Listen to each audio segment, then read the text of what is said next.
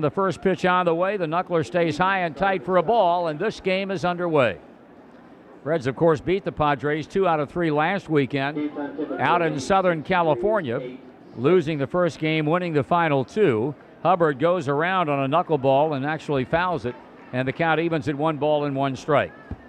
This being the beginning of a longest homestand of the year, we invite your emails. Our email address, Marty and Joe at redsonradio.com. Thanks to Broadwing Technology Solutions. There's ball 2 for providing us the computers and the technical support needed to provide you the service. Broadwing Technology Solutions delivers complete IT outsourcing solutions. Believe it. 2-1 pitch in there for a strike. And you can also fax us at 513-621-BALL. 621-BALL, courtesy of Modern Office Methods. For all of your business needs, just call Mom and work smarter. The 2-2 pitch to Trinidad Hubbard, taken just high in a full count. Padres on the road this season are 17-37. And the 3-2 pitch swung on and lined fair by Casey down the right field line. Hubbard turns first, heads towards second, and he's going to be in sliding with a game-opening opposite field double. So on a 3-2 pitch, he hits a soft line drive between Casey and the line. He's out at second base for the left-handed batting second baseman Ramon Vasquez.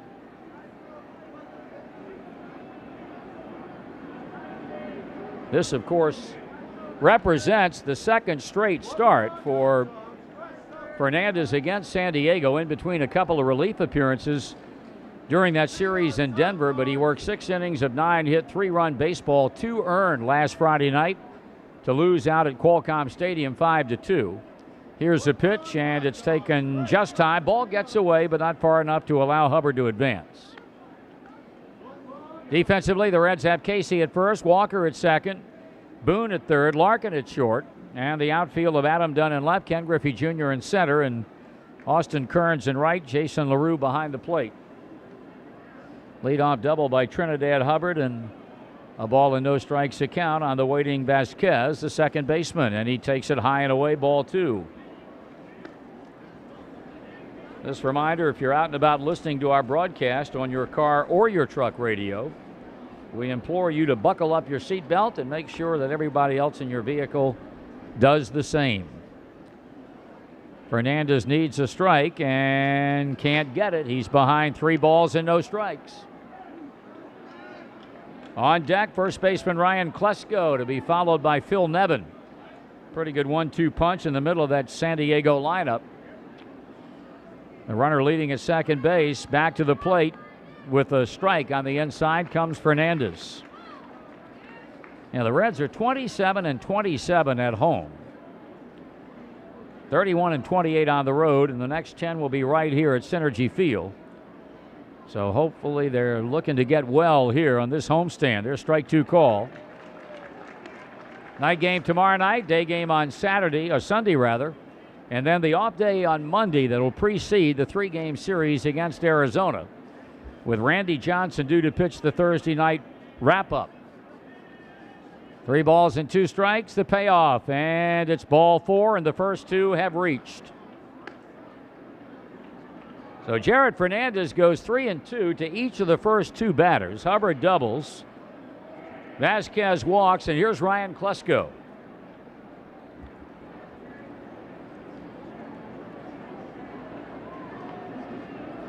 Klesko hitting .297, 20 home runs and 63 runs batted in. A man who has really found a home in San Diego.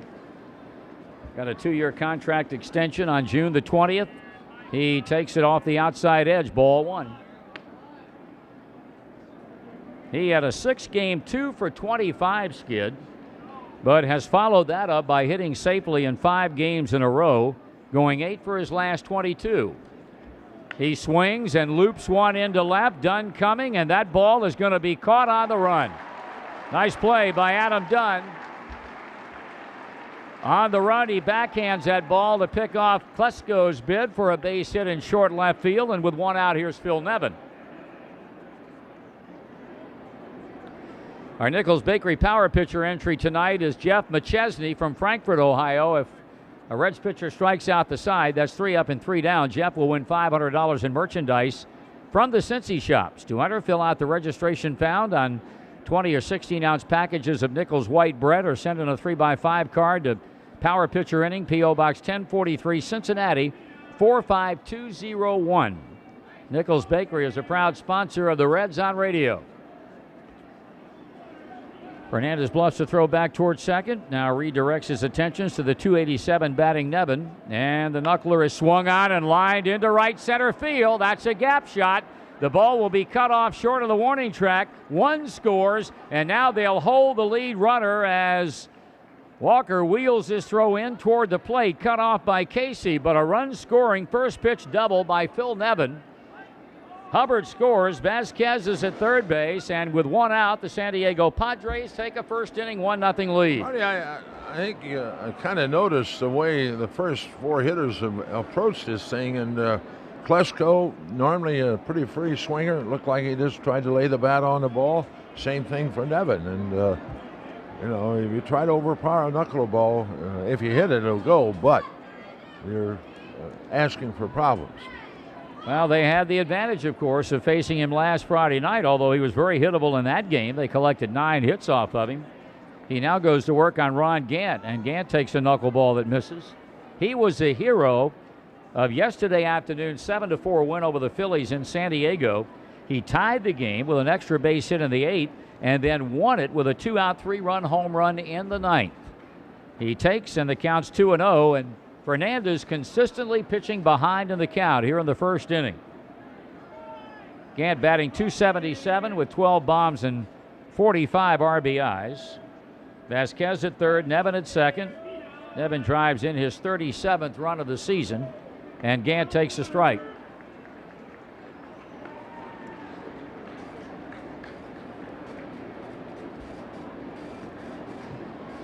The much-traveled Ron Gant can count Cincinnati in his travel portfolio, spending 1 year here in the mid-90s, and had a good year for the Reds team. He hits it in the air, off first. Casey giving chase, and will not have a play. Drops back in the seats. The count is even at 2 balls and 2 strikes.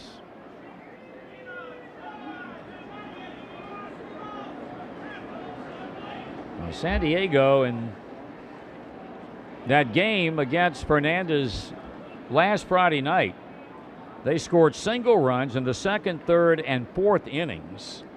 And when he left after 6 innings, it was a 3-2 ball game.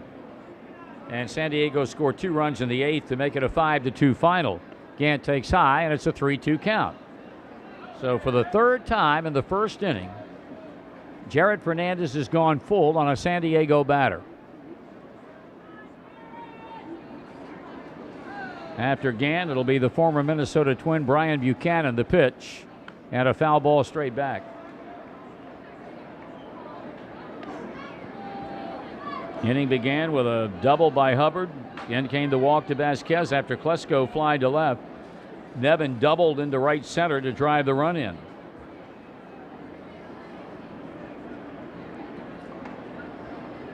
Fernandez sets for the 3-2 pitch again, and here it comes, and he struck him out swinging, and Gant swung at ball 4. So Ron Gant helps the Reds slash Jared Fernandez clause by striking out on a bad ball up and in. And that'll bring up Brian Buchanan with 2 out.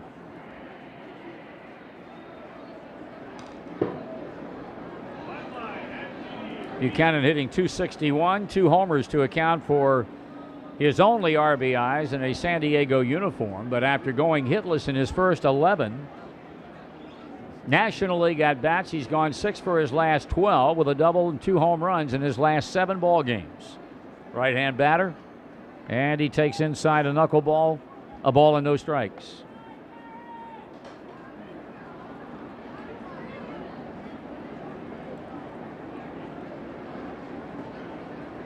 Fernandez back to the plate and got it over for a called strike on the inside, 1-1. A knuckleball pitcher, you really don't overly concern yourself with a pitch count. One of the valuable tools of having a knuckleballer like Fernandez, he can pitch in relief in between starts, swing and a miss, as we saw in San Diego. He pitched in 2 of the 3 games there, working an inning in each appearance and retired 6 in a row over the 2 relief appearance stint. He gets ahead in the count here against Buchanan, a ball and 2 strikes. Stretching pitching and a check swing foul. And the count stays at a ball, 2 strikes. Vasquez thought maybe the ball had eluded LaRue, and he broke toward the plate and is informed it was a foul ball. Navy Cruz, the shortstop, on deck. A run is in, 2 men are out. Vasquez at third base, Phil Nevin at second.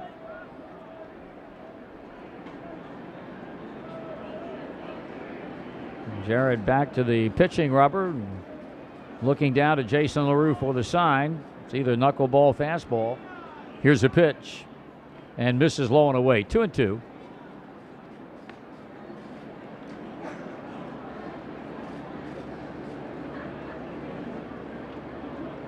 Outfield playing Buchanan straight away.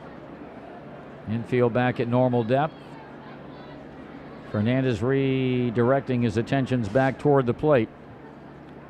Buchanan waving that bat low out over the plate and now steps away.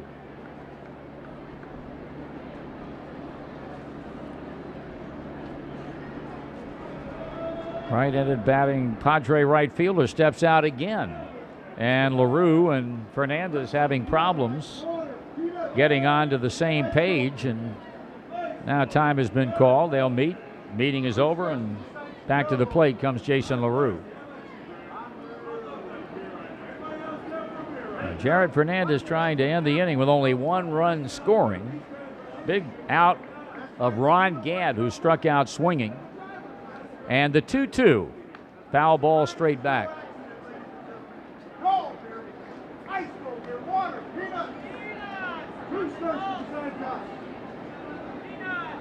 2 men on, 2 men out. Reds 58-55 on the year, 3 back of the Cardinals. San Diego 18 under at 48-66. Ground ball hit to Larkin. Barry with a pick and the throw to first base, and the inning is over. 1 run, 2 hits, 2 left. We played a half. Padres 1, Reds coming up. In his first career start against his first big league ball club last weekend in San Diego, he has a 1-0 lead as he delivers a first pitch fastball that misses up high, ball 1 to the .285 batting Walker. Tied 5 for 14 last week against Padre pitching with a homer and 5 runs batted in. The home run and the RBIs, all of them, came in the 15-10 win last Sunday afternoon. 2 balls and no strikes. Aaron Boone on deck, Ken Griffey Jr. waiting in the wings. Tomko wheeling and dealing, and Walker taking a strike. He has really pitched very well for San Diego, making his 24th start, 5-7 the record with a respectable .396 earned run average. Walker taking low and inside, and he gets ahead in the count now, 3 balls and 1 strike. Tonight's broadcast brought to you in part by Pepsi Cola. Experience the joy of cola with Pepsi. Here's a pitch. It's a swing and a smash into center field. Base hit. Tomko got a hand on it, or a glove on it, but the ball carried hard up the middle, so a leadoff base hit by Todd Walker, bringing up Aaron Boone.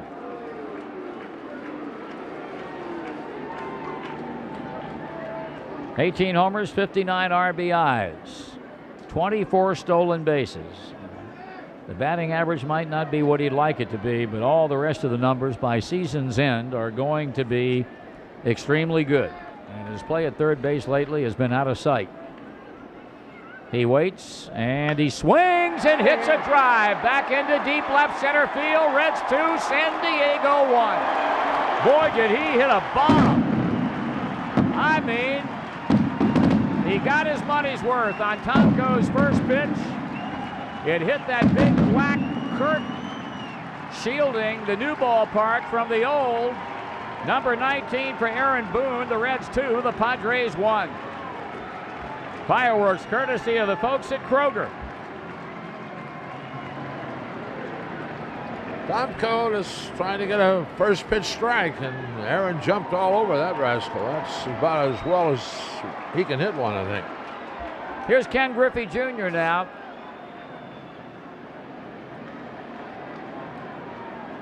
Crowd still buzzing over that home run.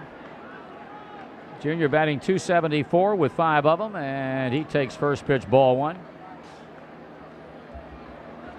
So it doesn't take Cincinnati very long to erase a 1-run deficit. Single by Walker, bomb by Boone, and they lead by 1. Junior takes inside 2-0. As part of its extra effort program, the Ohio Casualty Group donates $50 to Habitat for Humanity every time the Reds hit a double, and $100 every time they hit a triple. It's the extra effort program from the Ohio Casualty Group. Protect what's yours. Total for the season, $11,600 in Griffey with a count of 3 balls and no strikes. 2 hits, 9 times up last weekend in San Diego. And he takes ball 4. So the Reds are 3 for 3. 3 batters, 3 base runners, 2 runs are in, nobody out. Here's Adam Dunn.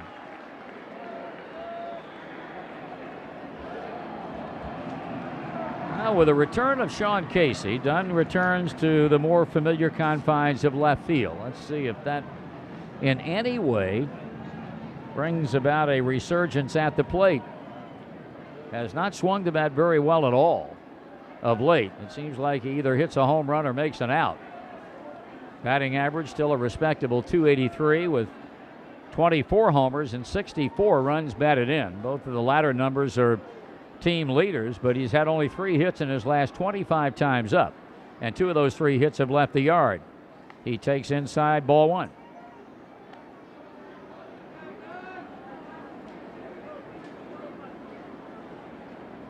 Outfield deep and around toward right, and Dunn taking strike to him, 1-1. The inner defense for the Padres, Ryan Klesko at first, Ramon Vasquez at second, at third Phil Nevin, at shortstop Davy Cruz. Tomko steps off after coming set. Left to right in the outfield, Ron Gant, Trinidad Hubbard, and Brian Buchanan. Tom Lampkin doing the Padre catching in this series opener. Junior edging off the bag, manned by Klesko. Dunn waits on the 1-1. Here it comes, and he takes it down and in.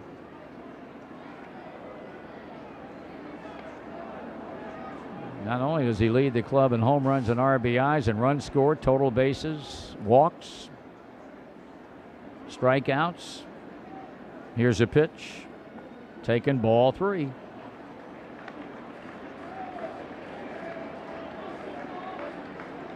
Austin Kearns will be the next batter to confront Brett Tomko. And behind in the count to Dunn, a dangerous situation to be in as he throws a 3-1, and he, with a late swing, fouls it straight back. Full count.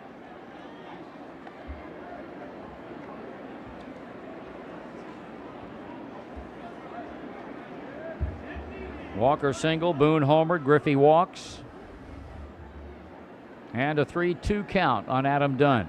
See if Griffey will be running at first base. He holds, and it's fouled back, and the count stays full. Checking scores of other games brought to you by Pringles. Once you pop, you can't stop. Nothing going on in the National and the American League after 1. Angels 1, Blue Jays nothing. In the second, Boston 1, Minnesota nothing. In the second, Rangers 1, Indians nothing. Baltimore, Detroit no score in the second. Oakland, New York scoreless at the end of 1. Here's a pitch. Runner goes. Very high pop-up in the right side of the infield, and it'll be caught by the second baseman, Ramon Vasquez. Griffey was running, and that baby was about as high up as you're going to hit a pop-up. That was a domer. I'm telling you, it would have been interesting inside to see whether or not that ball got to the roof. 1 out, and now Kearns steps in.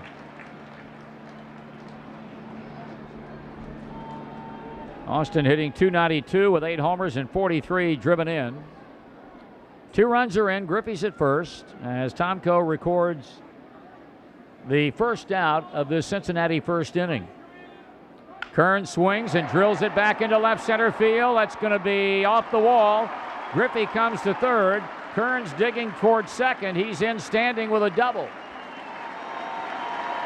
First pitch hitting a rope off the wall in left center. 2-base hit for Austin Kearns, and there at second and third for Sean Casey as we pause for identification on the Redlegs Radio Network. Doppler 12 forecast clear and nice tonight, a low 64. Mostly to partly sunny and seasonably warm for Saturday, a high 87. Tomorrow night, partly cloudy, a low 66, and maybe a thunderstorm Sunday. Right now it's 81 at your official weather station, News Radio 700 WLW.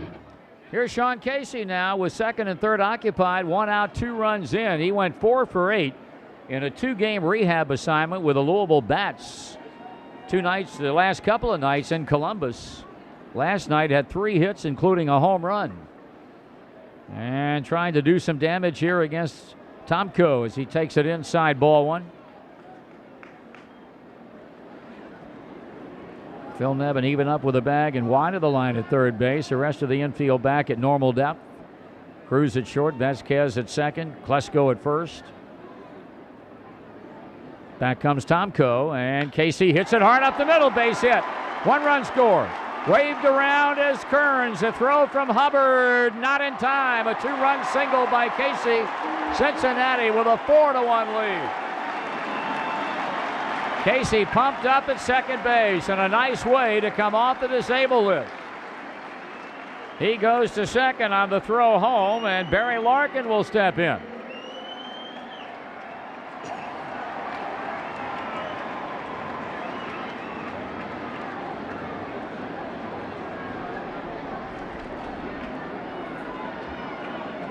So the Reds enjoying a big start tonight.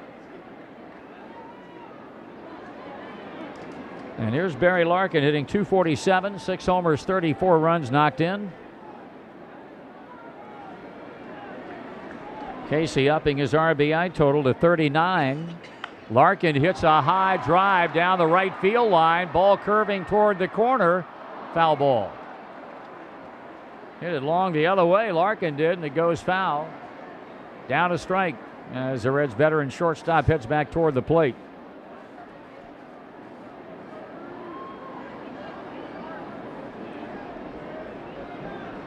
The way the schedule shapes up over the weekend, the Reds have the Padres here. The Cardinals have the Mets in St. Louis. And the Astros are home to the Atlanta Braves.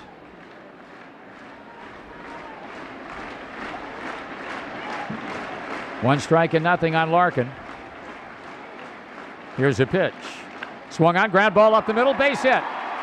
Here comes Casey. He'll score. Reds lead 5-1.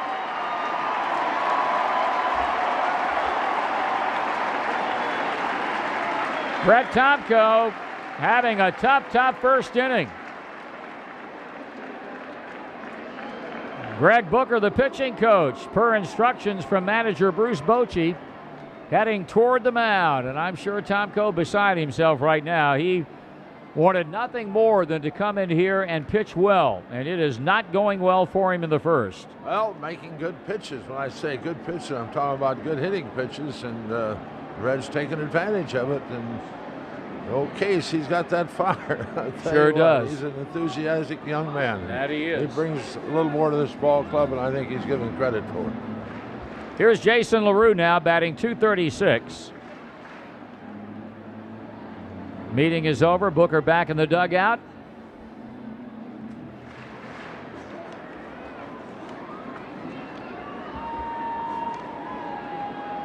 The only batter retired in the inning was Adam Dunn on a pop-up off a 3-2 pitch. LaRue takes inside, ball 1. If you're wondering, nothing going on as yet in the San Diego bullpen. Larkin leading, and the pitch, and a high fly ball hit back into deep left field. It may go, it does.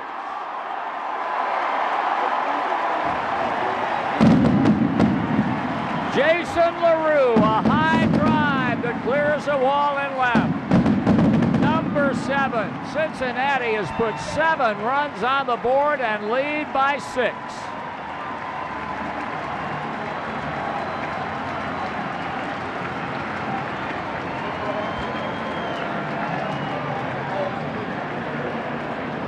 Boy, you talk about getting beat up. Here's Jared Fernandez. And now some stirring starts in the San Diego bullpen. Jared Fernandez takes a strike.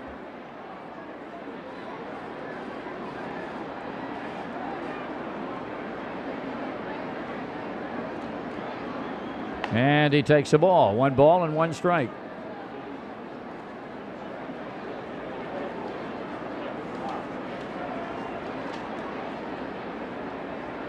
Fernandez waving at the next pitch, and the count goes to a ball and 2 strikes. This is a first in this 2003 season. This is the most runs that the Reds have scored in an inning all season. Previously, they had scored 6 runs in an inning. They had done that 4 times, last on June the 30th in St. Louis, but never more than that until tonight. The 2-2 pitch, ball 3. I said stirring in the bullpen, but still no one throwing for San Diego. Todd Walker led this inning off with a base hit. He's on deck. Only 1 out. 3-2. He walked him.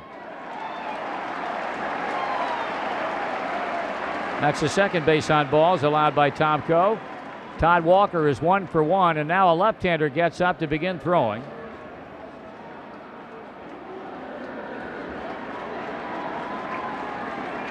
It's like Jason Kirshner throwing in the San Diego bullpen, and Walker batting for the second time in the inning. Still only 1 out. And he takes a fastball in.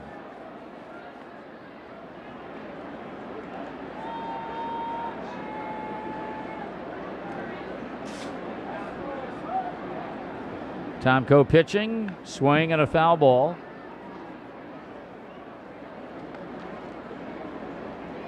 All even at 1 ball, 1 strike. Infield looking for the ground ball. Fernandez leading, Klesko playing behind him. Here's a high fly ball. Shallow center field. Hubbard has time. The shortstop is also out, and Davy Cruz will make the catch.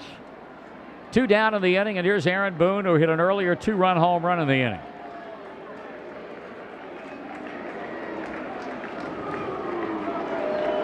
Reds have scored 7 times on 6 hits and a couple of walks.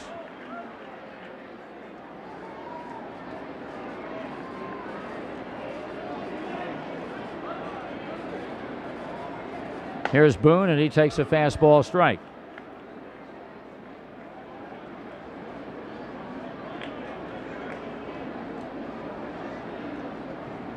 The 0-1 on the way. Swung on, fly ball, left field, second home run for Aaron Boone in the first inning. Aaron Boone's second 2-run home run in the first inning. He's had a night's work in 1 inning and 2 swings of the bat. Cincinnati leads at 9-1, and Boone has just hit his 20th of the season and his second 2-run home run of the first inning. Wow.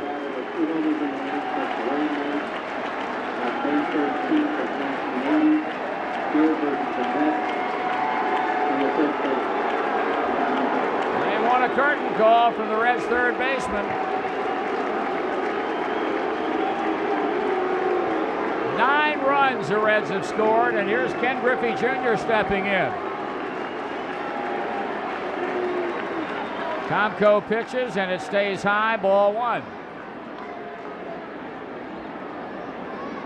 I'll tell you one thing, nobody can ever accuse Bruce Bochy of not giving a pitcher a lot of room to work.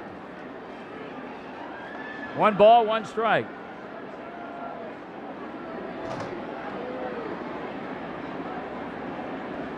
Now the 1-1 pitch. Swung on, ground ball, foul at first base. Usually you look at an inning like this and you see a couple of walks, which we've had. You see a couple of chinkers, but None there of ain't them. been no chinkers in here. No, none of them. I mean, all hit hard. Yeah, there's been some severe rockets hitting this inning. 1 ball, 2 strikes. Tomko kicks and deals, and Griffey takes in the dirt. Evening the count at 2 balls and 2 strikes.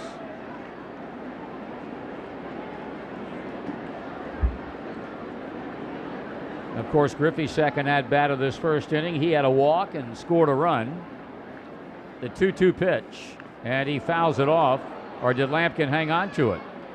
He says, I did. The plate umpire, Jeff Nelson, talking to him, and apparently Nelson saying, no, you didn't hang on to it. And now Bruce Bochy's going to come out and argue the umpire's decision. Now Jeff is going to ask for some help, and he's going signaling for all the umpires to get together. Well, one of them, I'll have to agree, but I have a feeling the way they looked at each other, that he didn't catch it. Right. Now let's see. Nope. They said he caught it. Foul ball that the catcher hung on to. Griffey not arguing at all on the decision. So that's a strikeout, and now Bob Boone's going to come out. But how about these first inning numbers? 9 runs, 7 hits. And at the end of 1 complete, the Reds 9, the Padres 1. Well, if you just joined us, you missed quite an impressive beginning by the Reds. They send 12 men to the plate, scored 9 times. Ray Knight hits 2 home runs in the inning. Jason LaRue 1. The Reds have a 9-1 lead, and here's Davy Cruz taking a knuckleball from Jared Fernandez for a strike as we welcome in our good friend, and we hope yours, from the Cincinnati Post, of course, Tony Jackson. You think Ray Knight's disappointed to see that, to lose that distinction of being the last guy to do that? I would say so. The last time, and we didn't mention it because we didn't hear it, 22 years ago, May of 1980, Ray Knight hit 2 home runs in 1 inning. We wondered if he might have put the bunt sign on when Aaron was at the plate. Here's a ground ball into right field for a base hit. So the San Diego Padres, undaunted by an 8-run deficit at the end of 1, get a leadoff single by Davy Cruz, bringing up catcher Tom Lampkin, and Brett Tomko will bat for himself. Yeah, this is pitching against the Reds doesn't seem to agree with him. No, as much as he might have wanted to, and he really didn't pitch badly at all in San Diego. No, gave up a home run to Russ Branyan that turned out to be the difference in the game, but the first inning tonight, man, different story. Yeah, he had that really bad first inning in San Diego the other night too, but got out of it with minimum damage, and after that he settled down, and the only thing he gave the rest of the night was, as you said, the home run to Branyan. Tonight he wasn't quite as fortunate. Didn't walk anybody in the first inning 2. tonight. Oh yeah, you're right. And he both walked 2. scored. Yeah, I got confused. You're close enough. Yeah. Close 2-0. That's close enough. I was watching the game and typing at the same time. Were you watching the Bengals game? No, I don't. They're losing 7-0, barely into it. I don't like What's to. new? I don't like to talk about that stuff. Okay. 1-1 the count on the left-handed batting Lampkin, who was born right here in Cincinnati. He takes a knuckleball for a ball, 2-1. Having covered that sport for a couple of years. The Denver Broncos? Yeah. Did you really? I don't. See, that's a facet of your career that we've never heard about. I generally just try to forget that chapter in my life. You didn't enjoy that? No, I happened to cover them during the 2 years when they were wound up winning that game with the Roman numerals after it at the end. Yes. What's the owner of that team's name? Tom? Pat Bolin. Pat Bolin. Close enough. It just wasn't. It's a whole different world there, you know. I wouldn't know about that. Here's a 2-2 pitch to Lampkin, and he checks his swing. Checked swing. Did he make contact, or did the ball just pop out of Jason LaRue's mitt? It's a 3-2 count. There's just this sense in that league that what they do every Sunday is tantamount to a religion. Pretty much the fate of the world rests upon how each game turns out. Here's a long drive, but foul to right. Is that the prevailing attitude in the NFL, or just in Denver, Colorado? Well, that's really my only exposure to it, but I would, it's fun for me to think that's the prevailing attitude. You would prefer to think that way, in other words. So please don't shatter my illusions. Well, I can't. I have no basis of comparison. Here's a foul ball back. Well, I'm wondering if those illusions would be shattered if I went to the Bengals one day, but hopefully that'll never happen. I think you see a vastly different type of football being played between the Broncos and the Bengals. 3 balls and 2 strikes on Lampkin after a leadoff base hit by Davy Cruz. And he takes ball 4, so the first 2 have reached for San Diego, bringing up Brett Tomko. That's generally not what you want to see after your team scored 9 runs for you in the first inning. No, I wouldn't think so. Tomko, I would think, will be bunting here despite the 8-run deficit. Tim Flannery, the third base coach, running through the signs. What's up, Tony? Lay something on me here, son. Well, talked to Bob Boone a little bit before the game about tomorrow night's game and Ryan Dempster, what appears to be a critical start for him. Bob all but confirmed that it is a critical start for him, even though, and Bob said they've got alternatives. I'm not real sure what those alternatives are. He didn't name them, did he? No, he didn't name them. And right now, with Elmer DeSenz on the DL and with a couple other guys struggling, really the only alternative is to bring Chris Reisma back, and then you got to clear roster space. And how you're going to do that? And you're certainly not going to send Ryan Dempster to AAA because he's making $2.4 million. And it'll be really good for everybody involved if he goes out and pitches well tomorrow night. Yeah. 0-2 the count on Tomko, and he takes a knuckleball high. I asked Bob on the pregame show because there appeared to be an air of mystery around who was going to pitch each of the first 2 games in this series, and I simply asked him, is there something physically wrong with Ryan Dempster? We asked him the same and question. He said, not to my knowledge, there isn't. And as they told us, the only thing you can go on is what the pitchers tell you. And then we pursued that a little further and said, has he given you any indication? Have you seen anything in him besides what he's telling you that would indicate there's anything wrong with him? And he would very matter-of-factly said no, he hasn't. Yet there are people who say his velocity is substantially down. Yeah, and from what it used Bob to be. admitted that, and Bob's explanation for that is that we're at a point in the season where almost every pitcher's velocity is down a mile or 2. Meanwhile, Jared Fernandez, after being ahead 0 balls, is now gone 3-2 on Brett Tomko. It's an innings pitched issue. Pardon me? Bob said it's an issue of how many innings pitched. Can't wait to see if Randy Johnson's velocity is down. I'm guessing Thursday it's not. Night. There's ball 4, so he walks Tomko, and the bases are loaded with nobody out. I would agree with you. This is not what Bob Boone expected or wanted to see after his team put 9 runs on the board in their first inning. Randy Johnson pitches a lot of short innings, though. He does? Yeah. A guy who's a strikeout pitcher normally throws a large number of pitches per start. He had 2 starts ago, 144 pitches. Yeah. He doesn't have many short innings. He strikes out a lot of folks. Here's Hubbard now, and he hits it foul down the right field line. 0 balls and 1 strike. Here's a guy that I've known since he was in AAA Colorado Springs for a couple of years. Just a guy with an all-around game. He's just an electrifying player and had a couple of great years down there. Trinidad Hubbard? Yeah. But it seems like he's with a different team every year. I kind of kidded him about that when we were in San Diego last week. I said, every time I see you, you're in a different uniform. And he kind of laughed. And he said, yeah, he had to fly back to Colorado Springs earlier this year to have his number retired there. Swing and a miss, 1 ball, 2 strikes. Another guy like him is Quentin McCracken. Yeah, very similar. Who is having a sensational year with the Arizona Diamondbacks. And they played there at the same time. Yeah, that's right. Exactly. 1-2 the count on Hubbard. And a swing and a miss. That's a strikeout for Fernandez. So a third of the way home with the bases loaded. He'll face second baseman Ramon Vasquez, who walked in the first inning.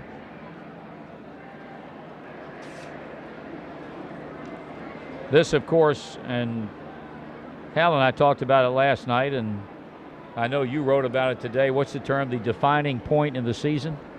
The skipper referred to the next 3.5 weeks. Yeah, after this series concludes on Sunday, the Reds will be off on Monday, and then beginning Tuesday, they're going to play 22 out of 25 against Houston, Arizona, and St. Louis. Right. The only exception, I think they got 3 with Milwaukee mixed in there somewhere. That's right. In between home and home series with St. Louis. And that's toward the back end of that stretch. Right, that's correct. You're looking at, I think, 17 in a row with Arizona and Houston right out of the gate there. So, or maybe 12, 13, I think it is. But this separates them in from the boys, what you're looking at right here. And particularly when you look at what the Reds' record is against teams that are 500 or better, that's going to have to change drastically and soon. Yeah, and I guess when you consider where we are in the season, it's understandable now that the manager's position changes on games and series and opponents. Sure. He made the comment 2 days ago, we've got to start beating the teams that we're in contention with. Right. Earlier in the year, that wasn't that important, or at least it wasn't outwardly. I can remember he told me as Vasquez takes a strike, What's the difference in us losing 2 out of 3 to the Cardinals and then going and beating Milwaukee 2 out of 3 while the Cardinals are losing 2 out of 3 to the Cubs? Well, at that that's point, not the attitude anymore. Right, and then at that point in the season, that was a valid attitude to have, but that's certainly all changed. Yeah. You also looking at that back in that point of the season, the Astros had kind of fallen flat and kind of fell out of contention, and nobody really thought they were going to get back. Well, here they are, and they're ahead of the Reds and a game behind the 2 games behind the Cardinals. 3-1 pitch swung on and fouled away by Vasquez, a full count. On June the 24th, the Astros were 10.5 games back of Cincinnati. And now look where they are now. Yep. Of course, they've got their hands full this weekend with Atlanta. That should be a great series.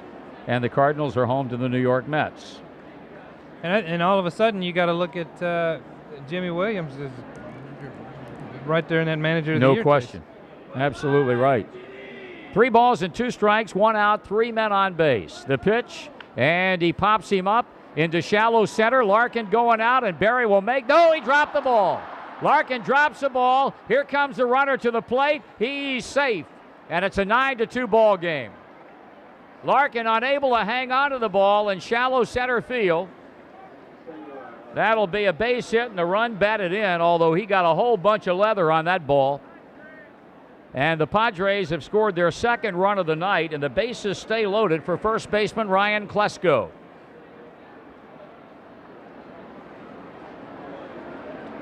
You hope that doesn't turn out to be a pivotal moment in the game right there, because it looked like Jared had a real shot to get out of that jam. Klesko fly to left in the first inning. And he takes a knuckleball, 1 ball and no strikes. And boy, I'll tell you, with a big lead, Jared Fernandez is flat out struggling.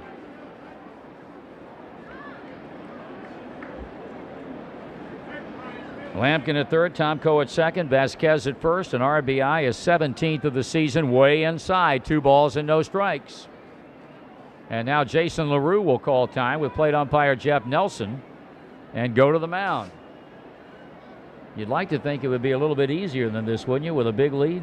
Yeah, although with a knuckleballer, you wonder if the old philosophy about you get a big lead like this, you just throw strikes. There's no reason not to throw strikes. Sometimes with a knuckleballer, that's easier said than done. Yeah.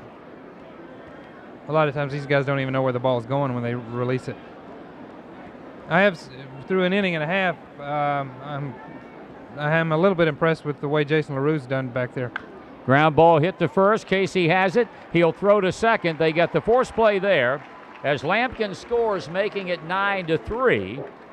They cut down the middleman at second, Vasquez.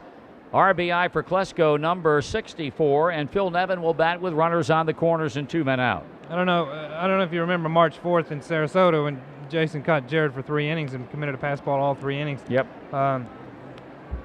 This is the first time he's caught him in the regular season. They've always had either Corky Miller or Kelly Stinnett back there. Oh, Stinnett had, what, 3 pass balls last Friday night in San Diego, didn't he? But as Bob said before the game, that's almost a good thing. If the catcher's not having trouble, you worry about the knuckleball not being effective. Another run scores as Nevin hits a hard shot back through the middle, and it's 9-4. So all of a sudden, San Diego bidding to creep back into contention. True, they're 5 runs away, but they were 8 back when the inning began. And now Ron Gant steps in. He struck out in the first inning.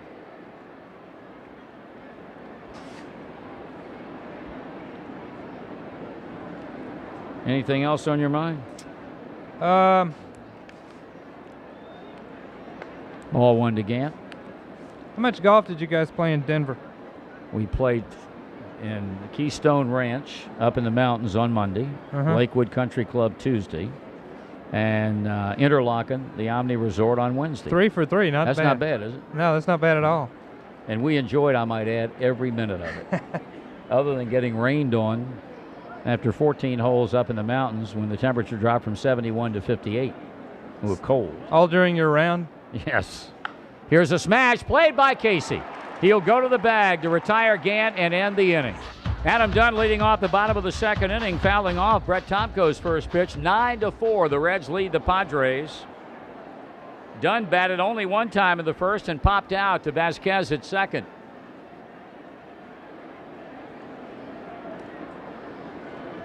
Here's the 0-1 pitch taken just off the corner outside a ball.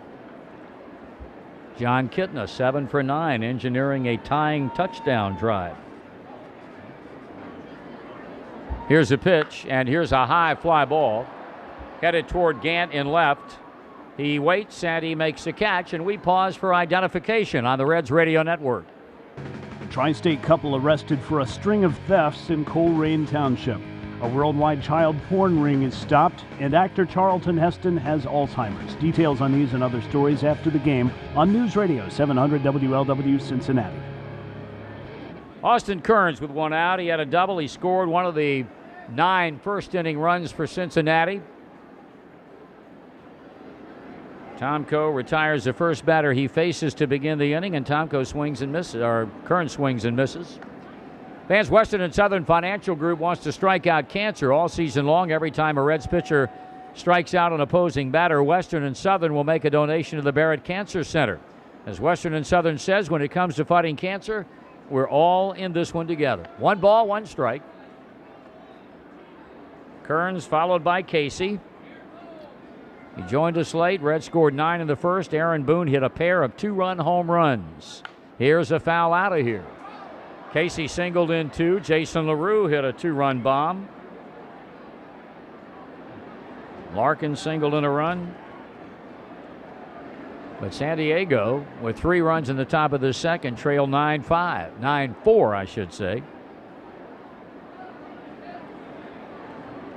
Kearns swings and misses, and that's a punch out for Tomko, and that's his second. He ended the first by fanning Ken Griffey Jr., and now goes to work on Sean Casey with 2 men out. Tonight's broadcast brought to you in part by Anheuser-Busch, who salutes parents who talk to their kids about drinking. We all make a difference.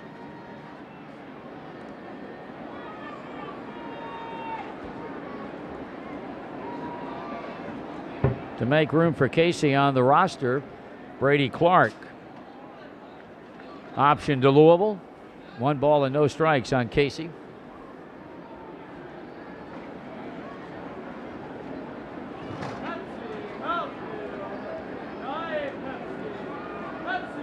Swing and a miss. 1 ball, 1 strike. So Brett Tomko trying to go from one extreme to the other, facing 12 batters, giving up 9 runs in the first. He's trying to retire 3 straight here in the second. And a swing and a foul ball. Tomorrow night, game 2, 7:10. The Reds have Ryan Dempster's turn come up against right-hander Bobby J. Jones. And then to finish things off on Sunday, the Reds will get the left-handed version of Bobby Jones, Bobby M. against Brian Moeller. Ground ball, first baseman played Klesko, waves the pitcher off the bag and goes to it himself, and a 1-2-3 second. At the end of 2, Cincinnati 9, San Diego 4. Hernandez ready to work to Brian Buchanan, and his first pitch is a knuckler low and away, a ball. 5 hits for the Pods to go along with their 4 runs. Hernandez has walked 3 and has struck out a couple through the first 2 innings. 2 of the 3 walks have scored, and a strike called. Fastball, 1-1. Buchanan, Cruz, and Lampkin here in the 3rd for San Diego. Hernandez to the plate, swung on, foul, back and over the screen, and a 1-2 count to Buchanan.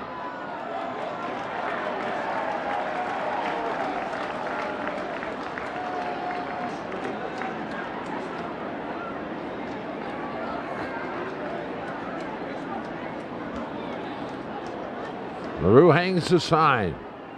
Hernandez to the plate, a knuckler up high, 2-2.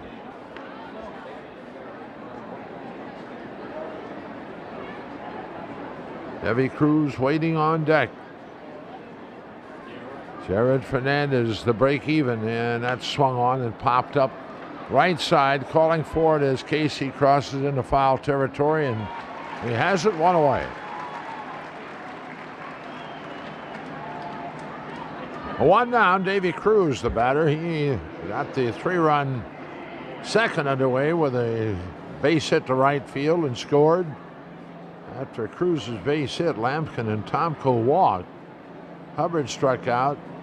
Vasquez popped to shallow center, but Larkin was there and had the ball but dropped it for a base hit. Generous, I might say. Would have been the second out of the inning, and the force out would have ended the inning with just the one run being scored.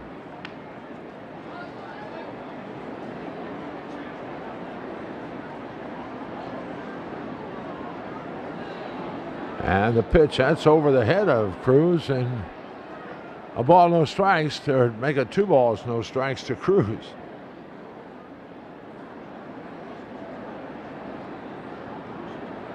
Tom Lampkin on deck.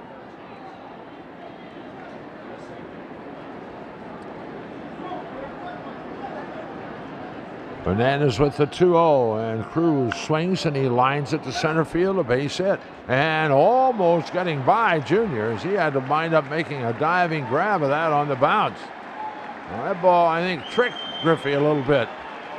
The guy, he was cruising over, and when it hit the turf, it looked to be a skip on him, and he had to make a diving grab to save extra bases. Well, Cruz is 2 for 2.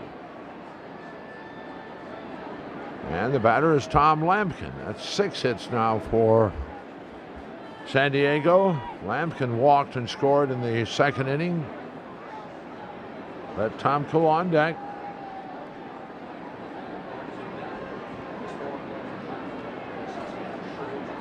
Hernandez the stretch in the pitch. Lampkin is swinging a miss.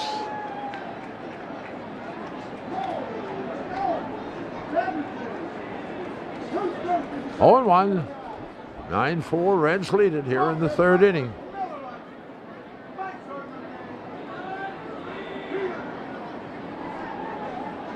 The 0-1. Swing and a miss. Big swing by Lampkin, and an 0-2 count now to Tom Lampkin.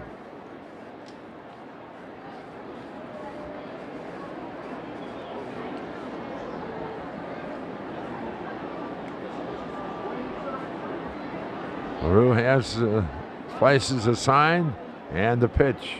That's flowing inside off the mid of LaRue. That'll be a pass ball. Cruz moves on to second base. And it's a 1-2 count.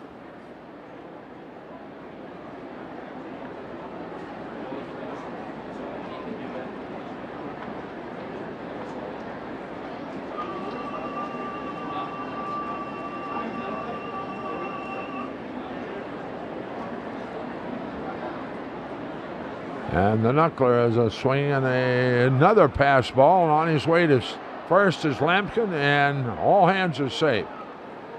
So a strikeout and a pass ball, second of the inning for Jason LaRue. Third strikeout for Fernandez. And the batter is Brett Tomko. Runners at first and third, and 1 out.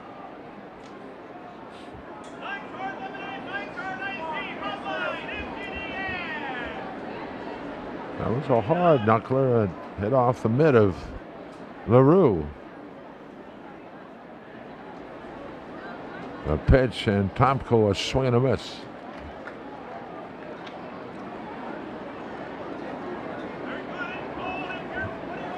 Atlanta and Houston hooking up in Houston. New York will be at St. Louis.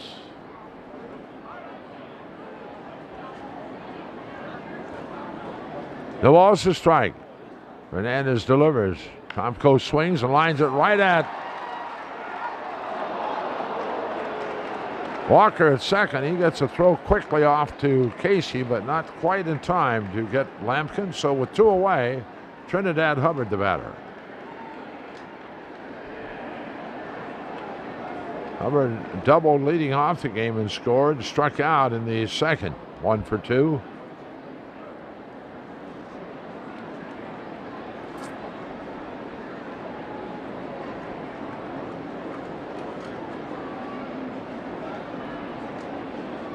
Stretch the pitch, swung on, lined into the left field. That's a base hit. Over to cut it off is done, and it's now a 9-5 ball game as Cruz scores.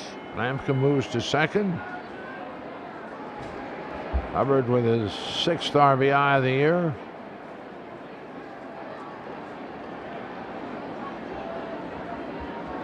Seven hits now for San Diego.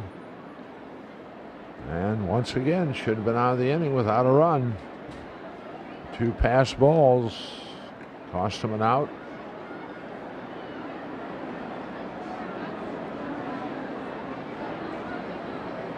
Here's Vasquez, Ramon Vasquez. He takes a knuckler high, ball 1. Each team was 7 hits. Jose Rio throwing in the Reds bullpen.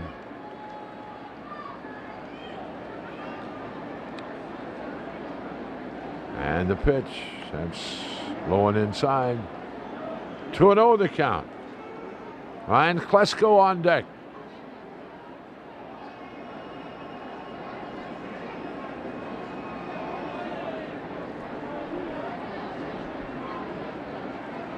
Pitch taken outside, 3-0.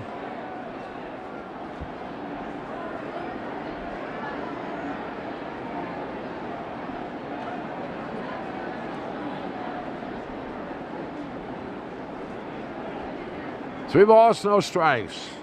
Fernandez delivers and to the heart of the plate, a fastball. 3-1.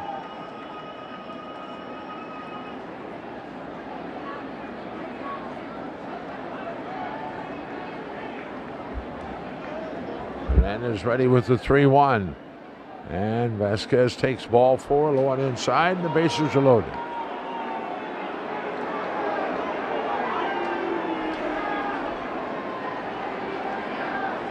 Well, you know, it's look at this game any way you want to, but here's a case, bases are loaded, 2 out now, and should be sitting on the bench with no runs. Same thing in the second inning. What one play can do to you.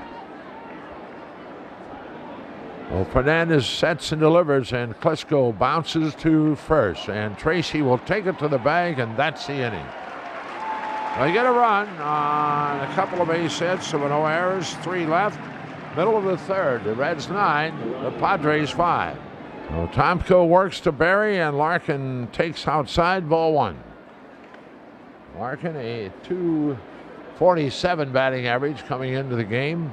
Picked up an RBI, his 35th of the year. Tomko delivers, swung on, bounced right back to Tomko. He knocks it down, picks it up, throws, and there's one away.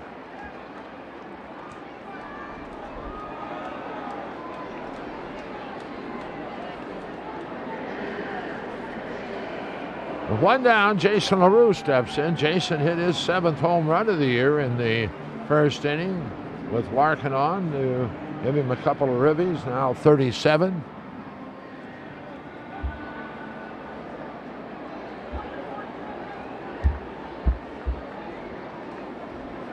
And the pitch, low and away a ball.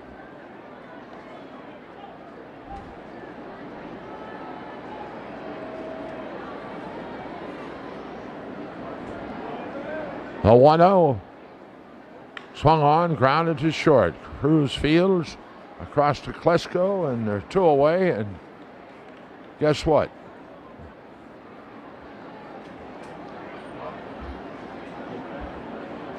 I don't know how to tell you this, but they're going to pinch hit for Fernandez, and they should be 1 run scored off of Jared Fernandez, and he pitches 3 innings and he's out of there. That's just not fair. I don't care what Bob Boone says or anybody says. The kid should have given up 1 run, and he got to get 5 because of a, you know. Well, that's the way it is. But anyway, Juan Castro is at the plate. And Juan takes a strike on the outside corner. All that talk about knuckleballers can pitch all day, I guess that's not true, is it? Thank you. There's a fastball high, and it evens 1-1.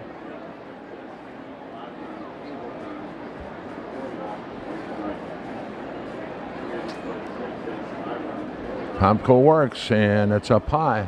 2-1 to Juan Castro. On a 122 batting average. As a pinch hitter, he is 1 for 8.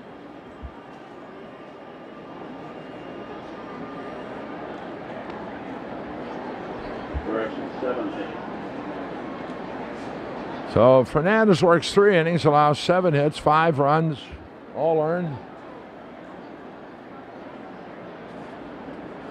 Pitch down low and a 3-1 count. Fernandez threw 84 pitches, peaked 46 strikes, 4-6. 4 of the runs were earned off Fernandez, and there's strike 2 called to Castro, and it's a full count.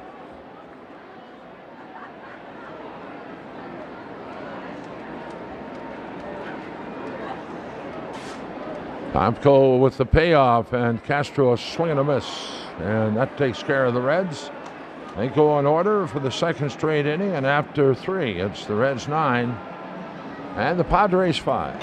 Oh, it's Nevin, Gant, and Buchanan here in the 4th for San Diego. Rio winds and delivers, and the first pitch inside a ball. Each team with 7 hits. Rio working, it swung on and grounded to third. And Aaron fields and across to Casey in the dirt. And that is a throwing error on Aaron Boone. An easy play, but in the dirt. Casey couldn't come up with it. So credit Nevin with reaching on the error, second of the game. Make that the first error of the game. And the batter is Ron Gant. Gant has struck out and grounded to first in his 2 times up.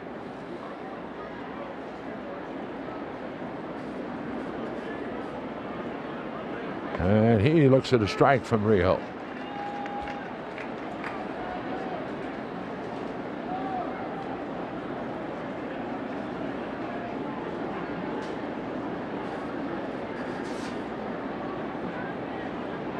Jose with the 0-1, and Ronnie a swing and a miss on a good slider away, and an 0-2 count again.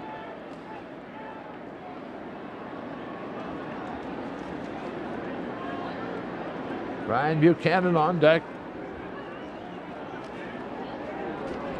LaRue hangs the sign, and the 0-2 swung on, fouled off the end of the bat, that rolling to the Reds dugout.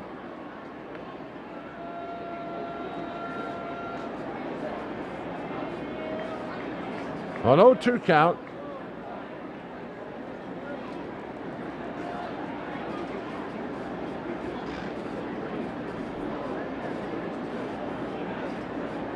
Again, the 0-2. That's strike 3 call. It gets the outside corner with a slider, and with 1 away, Ryan Buchanan, the batter.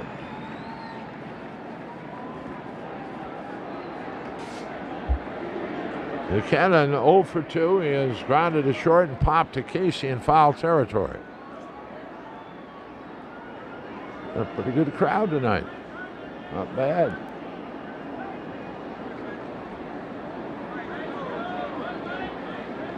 Rio works, Buchanan takes, and that misses outside, a slider.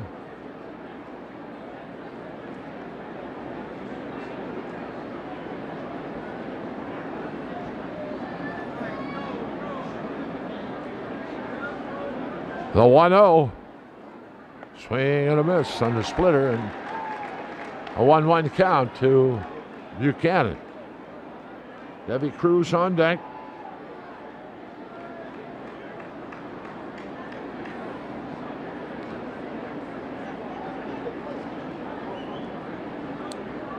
Here's the 1-1. Swung on and a fly ball into left center. Junior and Kern are done after. Adam has it, and there's 2 away.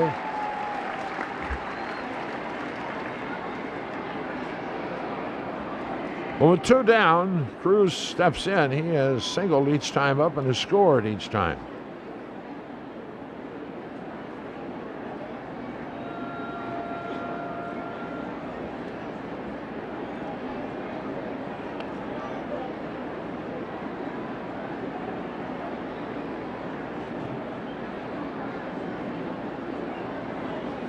Rio waiting on the sign from LaRue.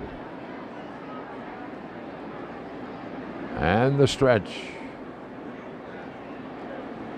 He delivers. Cruz takes a fastball high and away.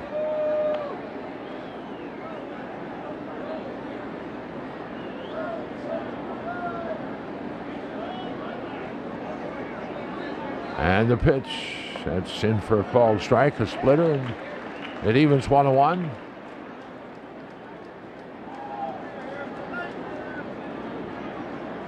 A ball, a strike to the Padres shortstop. Fourth inning, Reds leading at 9-5. Jose Rio delivers, and that's swung on and popped up. Casey in foul territory will make the play, and that's the inning. They strand a runner. There's one Cincinnati error in the middle of the fourth. It's the Reds 9 and the Pods 5. Todd Walker leads it off, and Tomko delivers a breaking ball and a call to strike.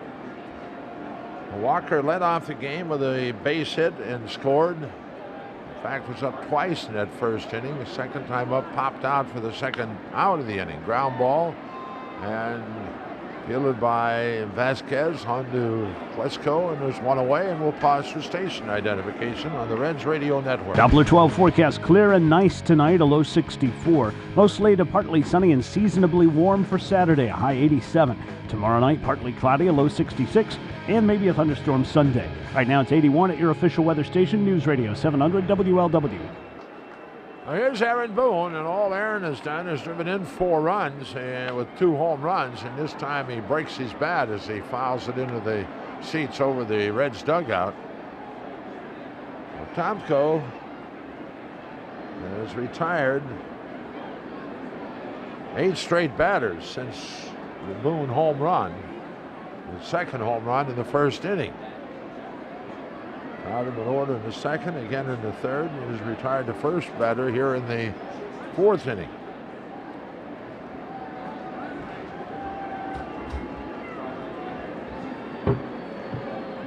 Tomko working, and Boone takes down low a changeup. 1-1.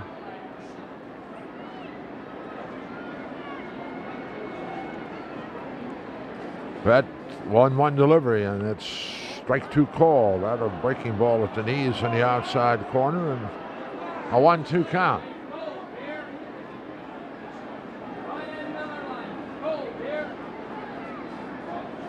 Tomko delivers. Boone swings, and he hits it the other way. That ball might have a chance. It'll walk, and it's gone. A home run, third home run of the game for Aaron Boone, and the Reds lead it 10-5. Oh, Aaron goes the straightaway left twice and the opposite field once, and Aaron has hit 3, second Red this year to do so, and the other, of course, was Russell Branyan in San Diego.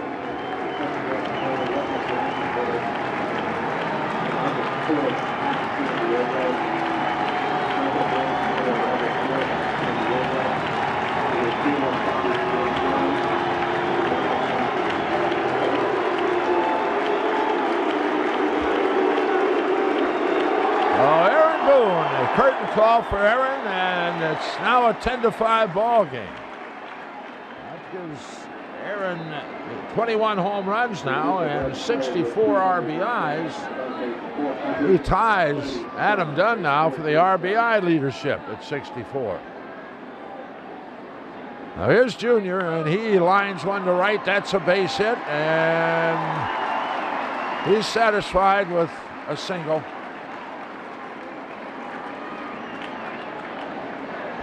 That's hit number 9 for the Reds.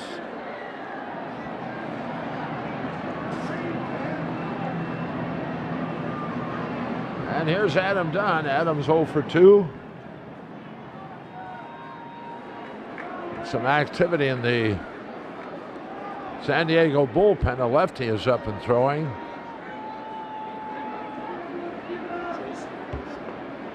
Jason Kirshner, the lefty throwing in the Padre bullpen.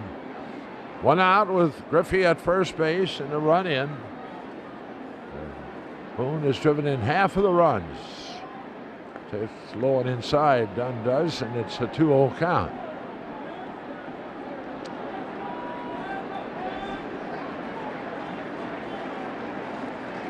Hearns on deck.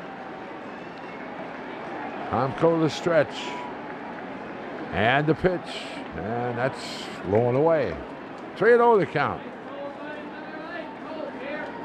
The Reds have hit 4 home runs in the game, and 3 off the bat of Aaron Boone. The other belongs to Jason LaRue. Tomko delivers, and that's a strike, a fastball. 3-1.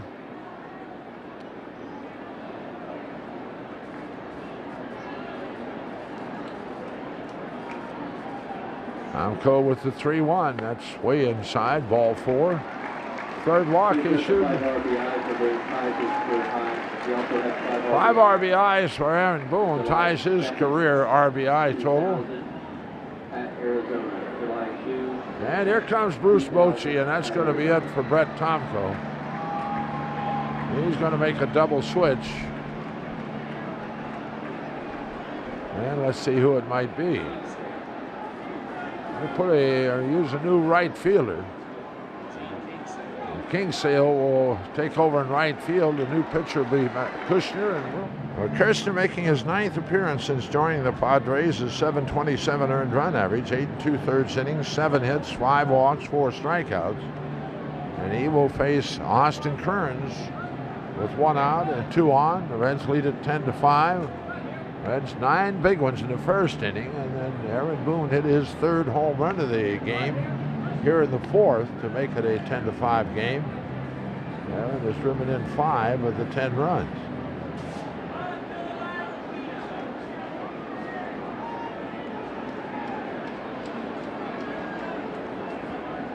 Well, Kearns to the batter's box. He is 1 for 2 and doubled the score and scored in the first and struck out to end in the first inning. We'll make that in the second inning.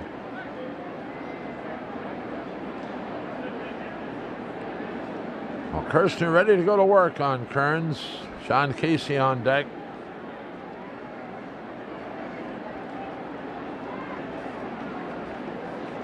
Kirshner sets and delivers, and he misses outside with a fastball.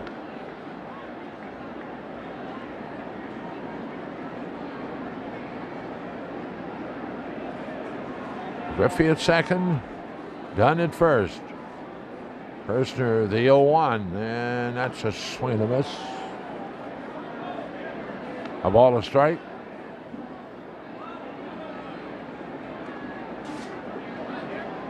Nine hits for the Reds to go along with their 10 runs. The Padres have had 7. Kirshner with the 1-1. Kearns takes it inside. 2-1 to count.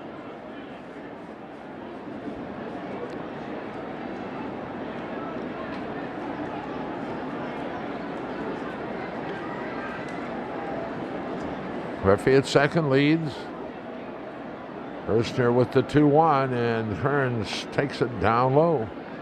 Breaking ball, 3-1.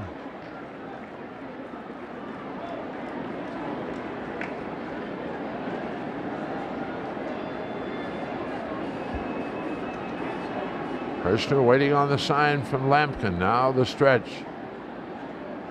And the pitch. That's ball 4, and the bases are loaded for Sean Casey.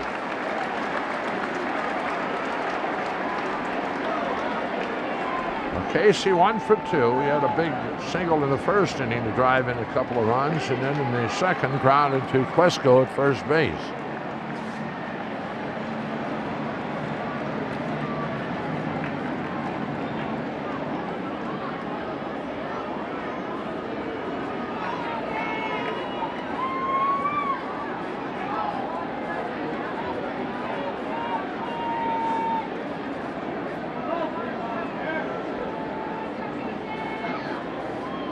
Casey now with a total of 39 RBIs on the year. Kirshner sets and delivers. Casey checks his swing on a fastball, and it's in for a called strike.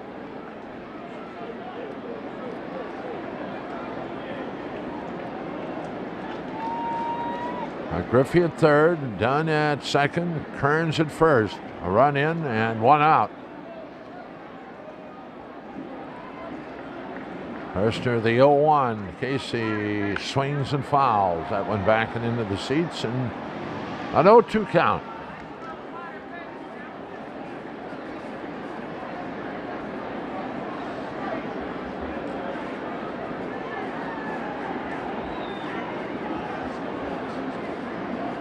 Larkin standing on deck. Herster in front, 0-2 to Sean Casey.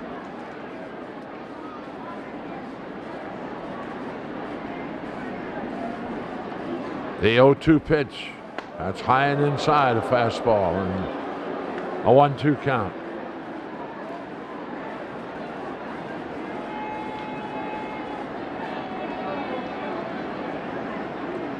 But 10 runs, the Reds have not stranded a base runner through the first 3 innings.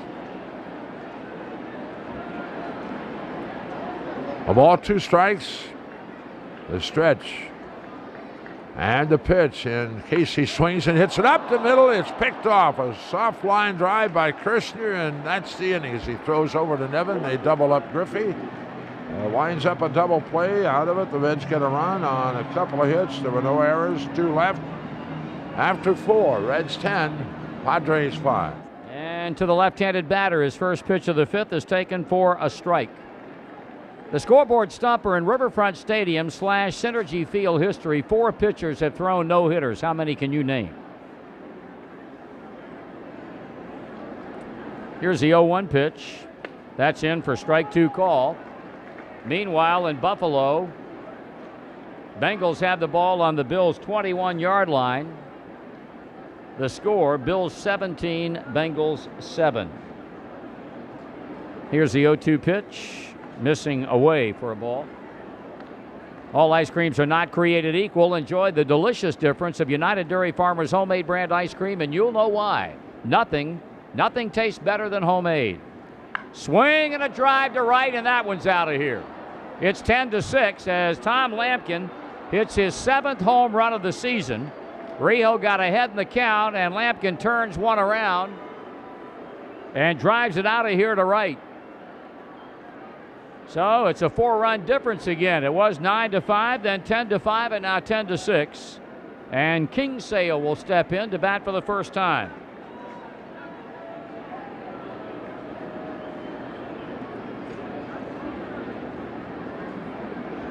He was part of the double switch in the last inning, coming on to play right field, and he check swings a 1 bouncer to Barry Larkin, and the throw on to Casey, and that's out number 1. The batter will be Trinidad Hubbard, who's had 2 of their 8 hits. A double, a single. He has scored a run and knocked in 1.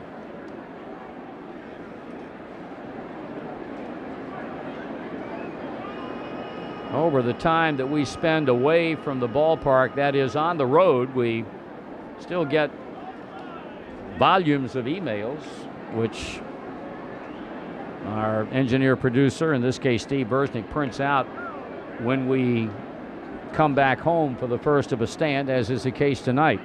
Here's a pitch, and Hubbard bluffs a bunt, takes a strike. This one came from Bill Austin in New York. If a player ends the final game of a season on a 55-game hit streak, will he be able to continue his streak on opening day of the following season? The answer is no. The streak stops with the end of that season. Also, if he has a 55-game hit streak and carries into the playoff, will hits count toward his record in the playoffs? The answer to that is no.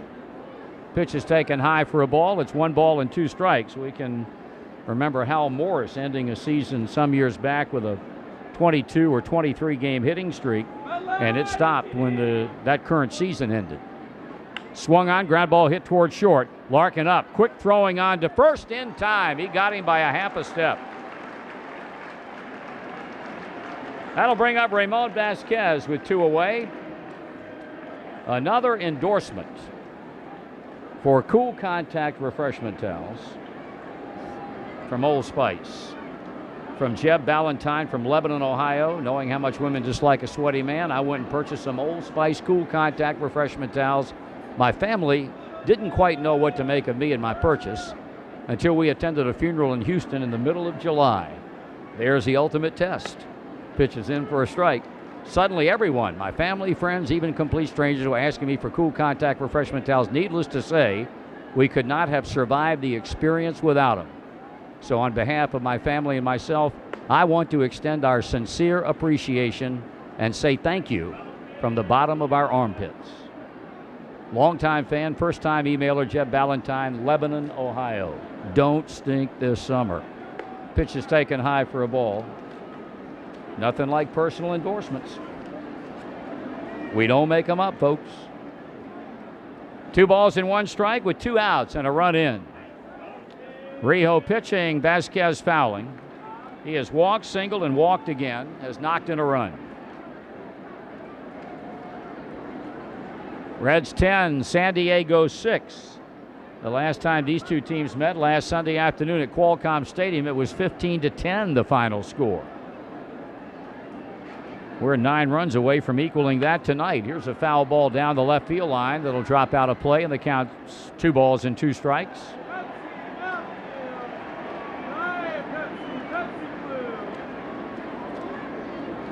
Tom Lampkin has homered here in the inning. The first long ball of the night for the Padres. Swing and a line drive into right. That's a base hit.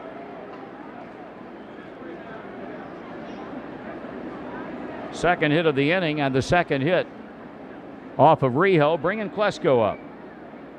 He's had a chance to do some real damage in this game. 2 on, none out. In the first, he flied to left. Reached on a fielder's choice to get an RBI in the 3-run second, and then ended the third by grounding to Casey to leave the bases loaded. So the Reds have had success against this guy tonight as Rijo backs him off the plate, ball 1.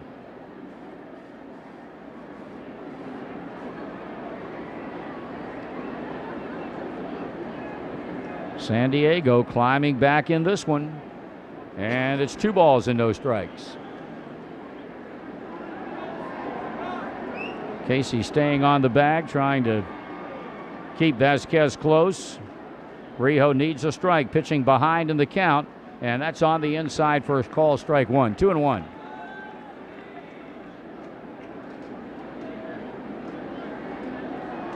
There has been scoring in every inning in this game.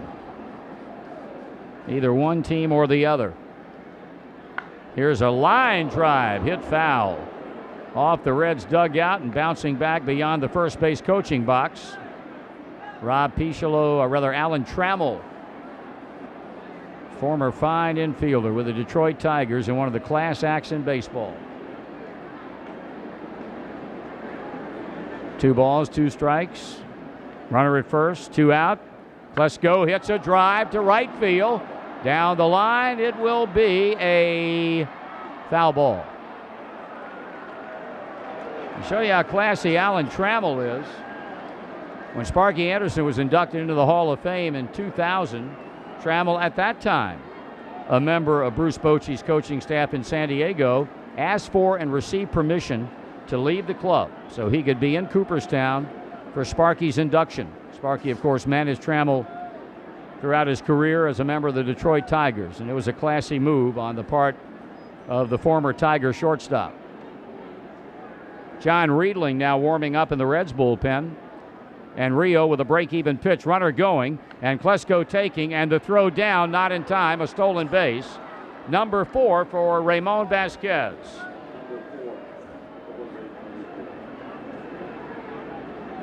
Three balls and 2 strikes.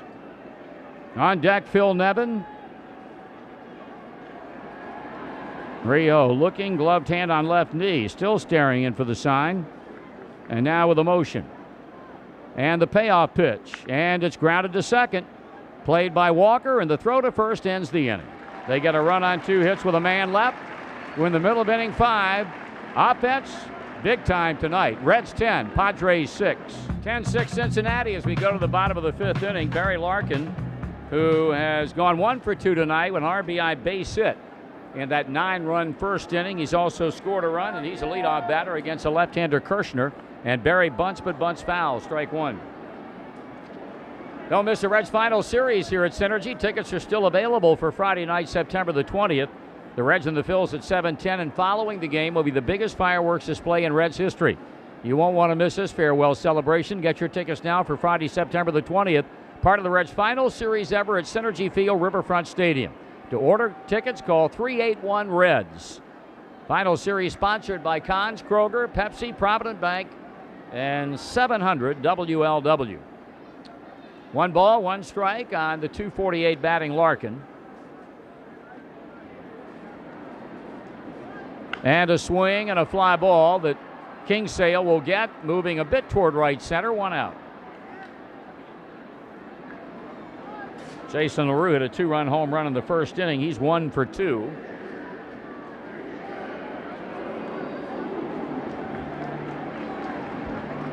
Brett Tomko, 3 1/3, 9 hits, 10 runs, all earned, 3 walks, 3 strikeouts. Jared Fernandez, 3 innings, 7 hits, 5 runs, 4 earned, 4 walks, 3 strikeouts. LaRue waves at Kirshner's first pitch, strike 1. Checking scores of other games. Brought to you by Montgomery Inn. Enjoy the world's greatest ribs wherever you are. Montgomery Inn, 1-800-USA-RIBS. In the National League, after 2.5, Atlanta 2, Houston nothing. Rafael Furcal is homered. Montreal, Jose Macias, a 2-run bomb in the first. 2-0 over the Brewers in the third inning. Cardinals on an Eduardo Perez home run up early against the Mets, 1-0 in the third. 2 balls and a strike. They're the games that are currently underway in the National League. So the Cardinals are winning, the Astros are losing. And the Reds are up 10-6 here in the 5th inning against San Diego. 1 out in the pitch. Swung on and hit high in the air to right. Kingsale coming, and they're 2 out. And we'll pause again for identification on the Redlegs Radio Network. Tri-state couple arrested for a string of thefts in Coleraine Township. A worldwide child porn ring is stopped, and actor Charlton Heston has Alzheimer's. Details on these and other stories after the game on News Radio 700 WLW Cincinnati.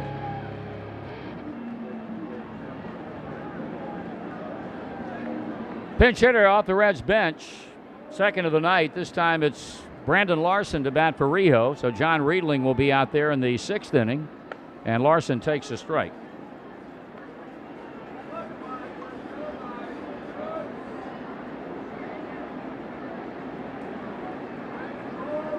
Kirshner dealing, Larson taking, and it's even at 1-1.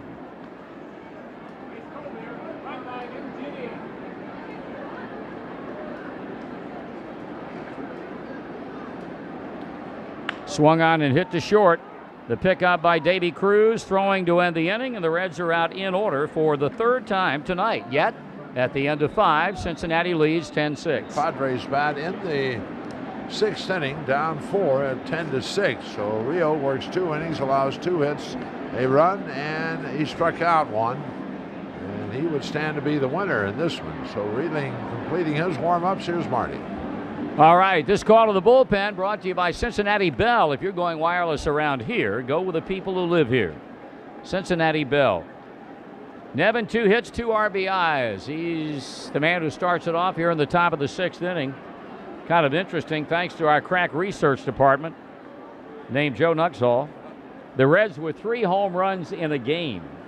It's interesting because this, of course, is the 2nd time this season, and that, in fact, the 2nd time in less than a week. Russell Branyan did it last Sunday against the Padres.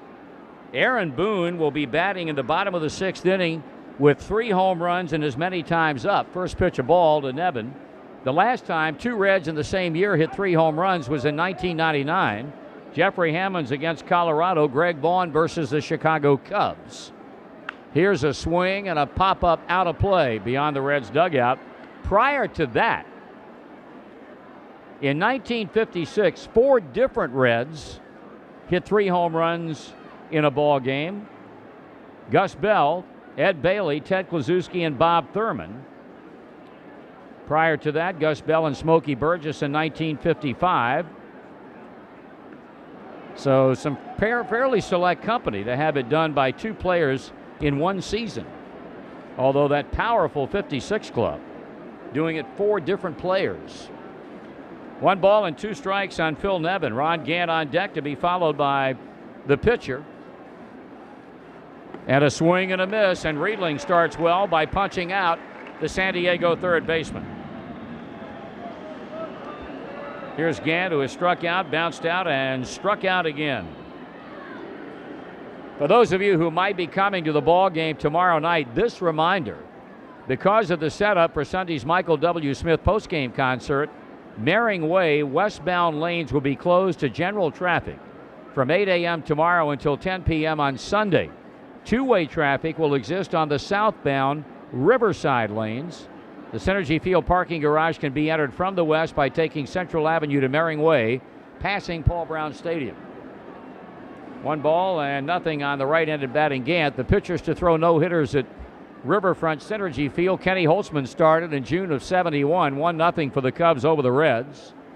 Rick Wise did it 20 days later, 4-0 for the Phillies over the Reds. And since then, 2 no-hitters thrown by Reds pitchers. Tom Seaver in June of '78 over the Cardinals. And, of course, the never-to-be-forgotten perfect game thrown by Tom Browning in September 16th, '88, 1-0 over Tim Belcher and the Los Angeles Dodgers. So Holtzman and Wise as visiting pitchers, Seaver and Browning as Reds pitchers, 4 of them since this ballpark opened. 2-1 the count on Gant with 1 out. Here's a pitch and a foul. Kevin Walker warming up in the San Diego bullpen, a young man just activated when the Padres placed left-handed rookie Oliver Perez on the DL. Perez was due to pitch on Sunday. Obviously, he can't now, so they'll turn to left-hander Bobby M. Jones after Bobby J. Jones goes tomorrow night against Ryan Dempster. Here's the 2-2 pitch to the waiting Ron Gant, and it's in the dirt.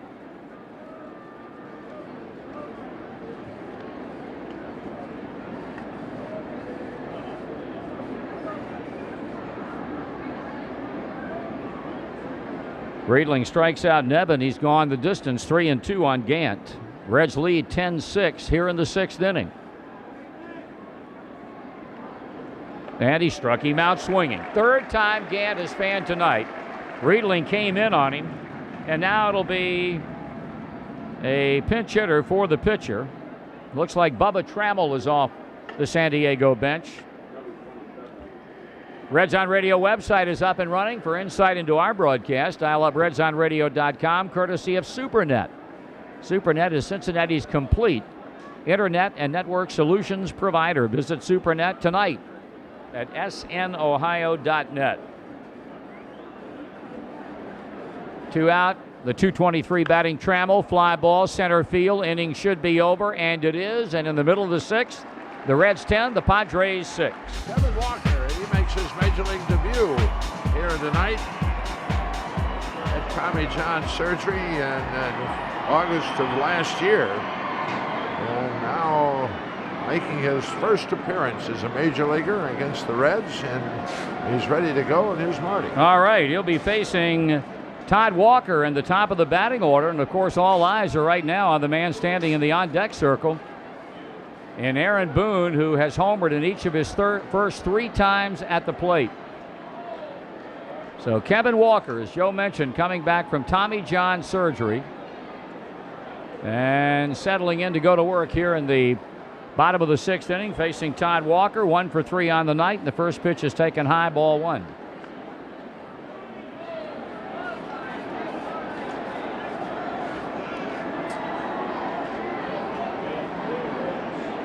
Now the 1-0 pitch, and it's fouled back.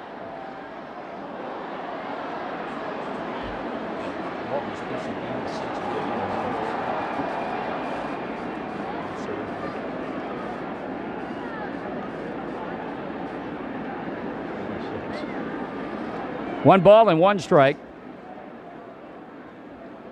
And the pitch.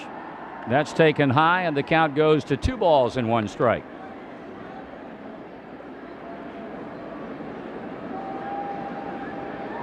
Jason Kirshner worked an inning and 2/3. He walked a batter.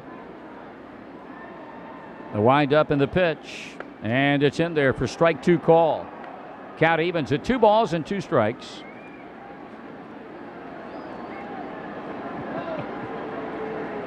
Got tricked. Yeah, this is This is the 87th big league appearance for Todd Walker. We read their notes and don't mention it. Here's a line drive over third, down the left field line, base hit. Walker turns first. Ron Gant backhands, comes up throwing. Todd goes into second with a double.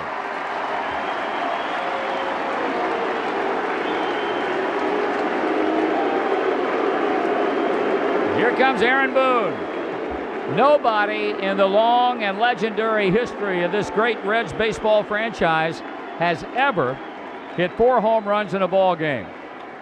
Aaron Boone, 2-run homer to left center in the first, 2-run homer to left in the first, 2-run homer, or solo homer to right field in the fourth, and the pitch to him, and it's in there for a call strike.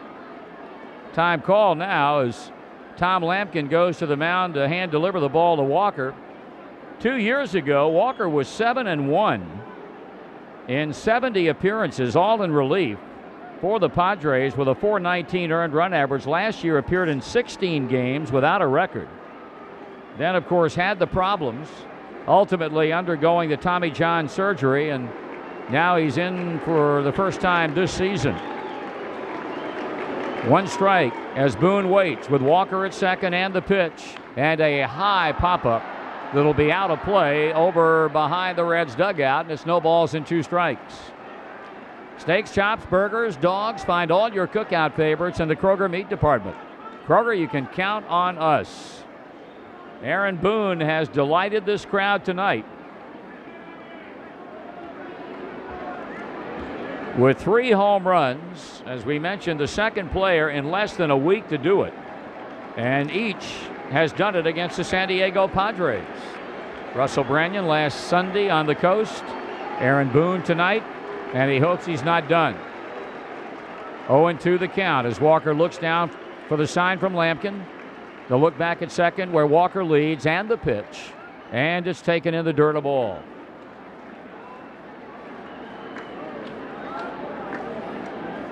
Now Bruce Bochy going with 2 straight lefties out of his bullpen. First Jason Kirshner and now Kevin Walker. Aaron with a ball and 2 strike count.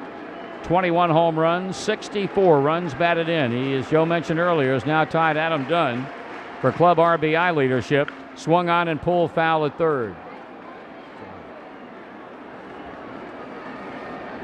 So Boone with 21 home runs, Dunn with 24, and each with 64 runs batted in.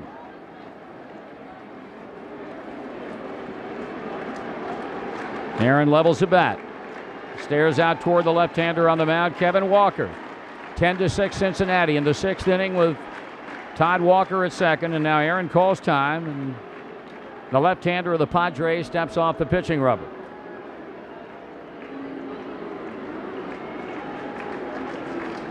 Boone waving the bat around and now waiting. And the stretch and the pitch, and it's taken down, a ball. 2-2, 2 balls and 2 strikes. The Reds are 1 home run shy of equaling their 1-game output this season, and that again was last Sunday when they hit 5 home runs in a 15-10 win against the Padres. 2 balls, 2 strikes, Boone. And the pitch from Kevin Walker's on the way, and a swing and a miss. He struck him out.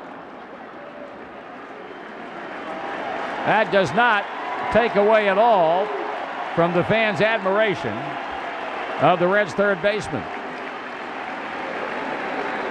That brings up Ken Griffey Jr., who's walked, struck out, and singled. He has scored a run.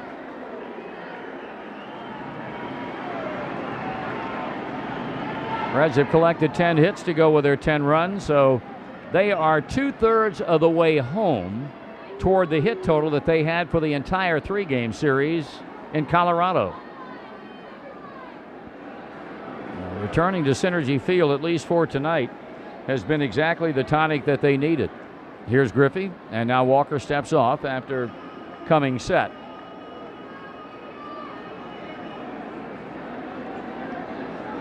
Meanwhile, the Rangers and the Indians in Cleveland. Kenny Rogers pitching for Texas. He walked Jim Tomei leading off the 8th inning, and that breaks up Kenny Rogers' perfect game bid. Junior takes a strike. He does, however, still have a no-hitter through 7 innings, and now we understand that the no-hitter is gone. Milton Bradley has doubled in the 8th to break up the Rogers no-hit bid. 1 strike and nothing on Junior, trying to get Walker in from second, and he swings and the ball gets away from the catcher, and on to third base goes Walker, and it's 0-2 on Griffey.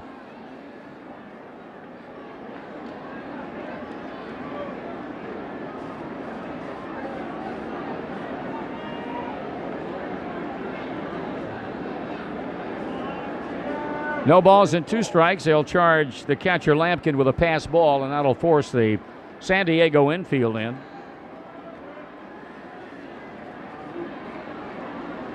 Griffey calls time. Walker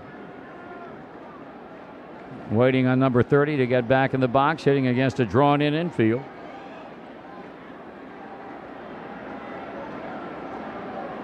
From the windup, the check of the runner with a look and the pitch. And missing up and away. 1 ball and a couple of strikes. It's been feast or famine for the Reds tonight. They had 9 runs on 7 hits in the first inning. Out in order in the second, out in order in the third. Scored in the fourth, out in order in the fifth. The pitch. Junior fouls at the plate.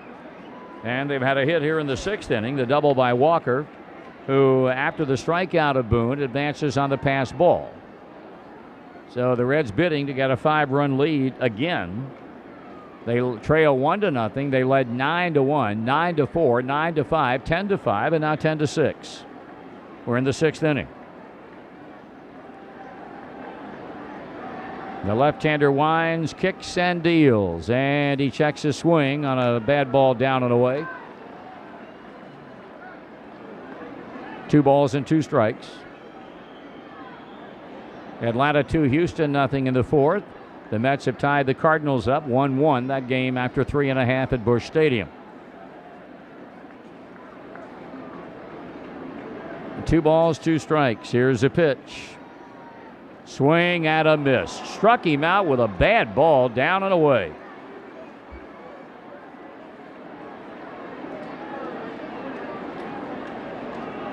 Back-to-back punch-outs for Kevin Walker, bringing up Adam Dunn. He's popped up, he's flied out. He has also had a walk. But his offensive struggles continue big time. 3 hits now in his last 27 official at-bats.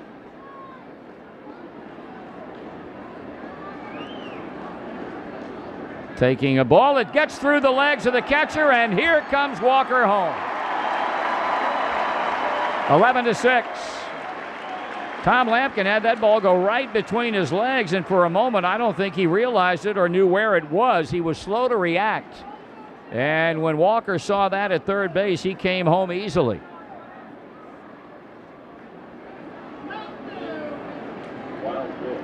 Charge Kevin Walker with a wild pitch.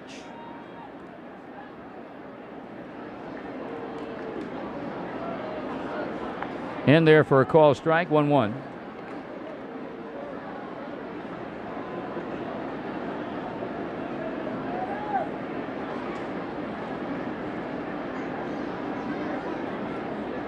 Swung on and hit hard into right center field. That's a base hit. Quickly over to cut it off, Trinidad Hubbard. Dunn wants 2. Here comes a throw. He's in there with a double. Heads up base running by Adam Dunn. Never broke stride as he rounded first and goes into second with a 2-base hit.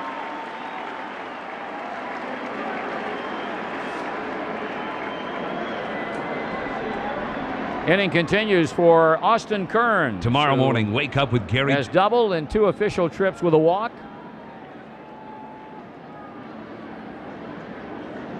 Reds have scored off of Walker.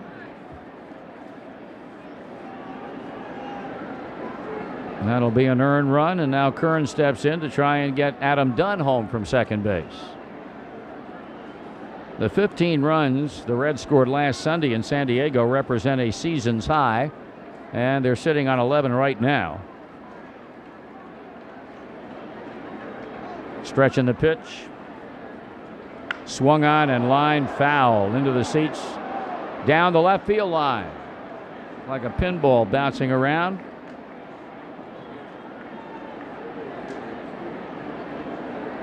Win tonight, and the Reds go over 500 at home, which has been something of a struggle for them, and that will certainly be an achievement. And once getting over the 500 mark, they can add to it with 9 more games remaining on this homestand. Swung on, line drive, base hit left field. Adam Dunn will come home. The Reds lead it 12-6. Kearns has his second hit and his 44th run batted in.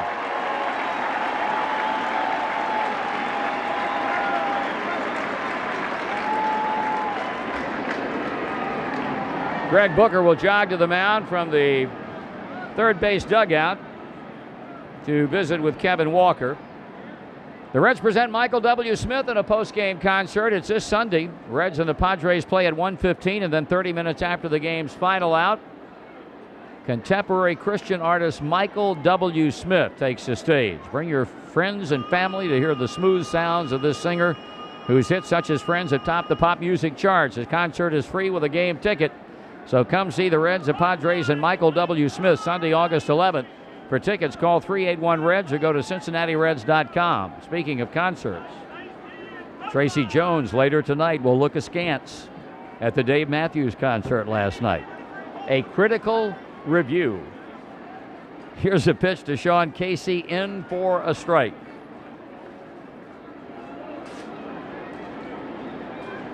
Tracy was at the concert last night along with our engineer producer Steve Versnick and Amy Schneider and Molly Mott. I think half the Reds front office was there. Here's a swing and a miss. Of course, Ashley Brenneman. Front and center, boy. Tracy will have some interesting observations on the Dave Matthews concert. 2 strikes to nothing on Casey, who had a 2-run single in the first. He's 1 for 3. The check of the runner, the pitch, and it stays away. Jeremy Feacock, a right-hander, warms in the San Diego bullpen. Reds have scored twice here in the 6th off of Kevin Walker making his seasonal debut, and coming back to Casey after the check of Kearns and a bouncing ball foul. Slowly hit, backhanded by Ryan Klesko, and a toss-up into the seats about 4 rows back to make a fan ecstatically happy.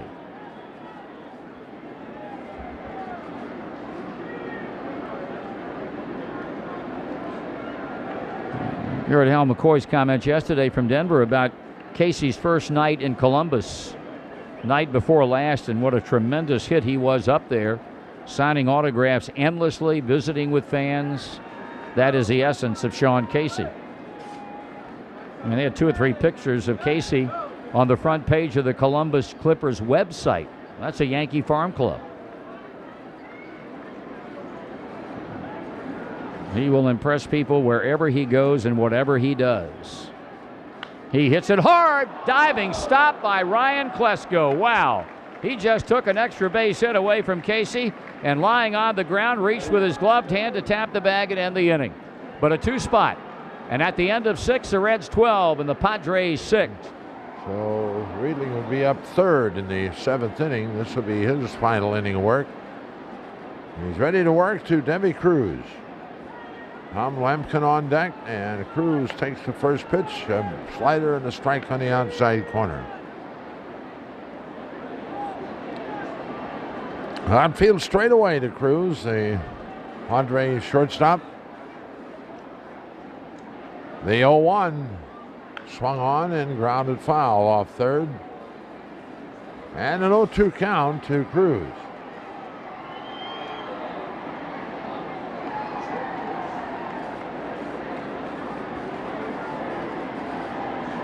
LaRue hangs the sign.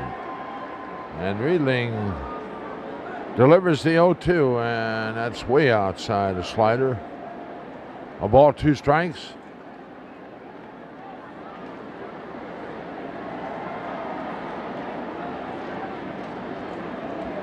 One and 2.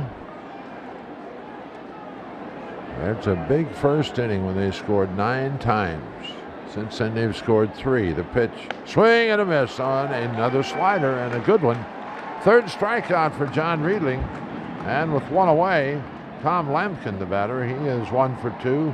walked and scored in the second, struck out and reached in the third, then hit his 7th home run of the year and the 5th, leading off the inning off Rio.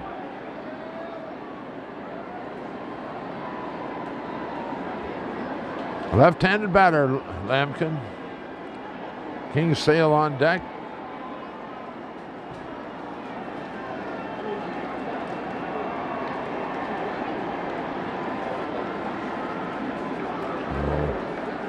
Riedling works, and Lampkin takes low, ball 1.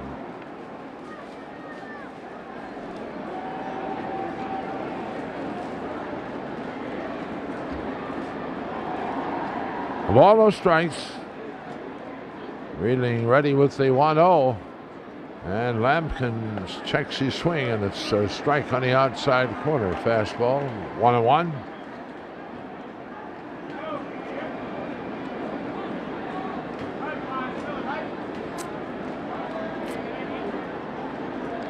A ball, a strike.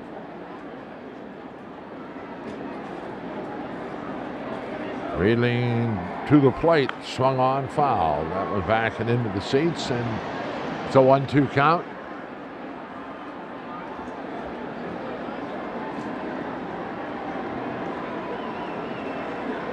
One ball, 2 strikes to Tom Lampkin, 1 out here in the 7th. The Reds up 12-6.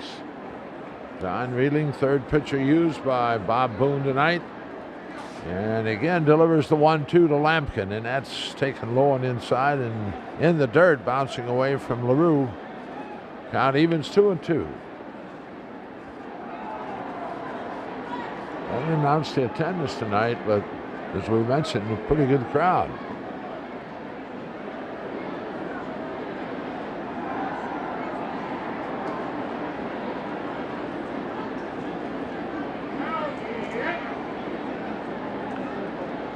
And the break-even pitch swung on, bounced right back to Riedling. He picks it off, flips it to Casey, and they're 2 away. That'll bring Gene Kingsale to the plate. He is up for the 2nd time. Hit in the 5th inning, grounded Larkin at short.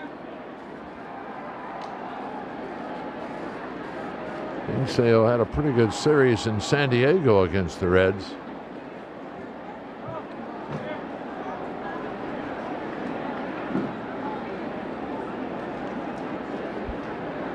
Riedling, one of the few relievers that works from the windup.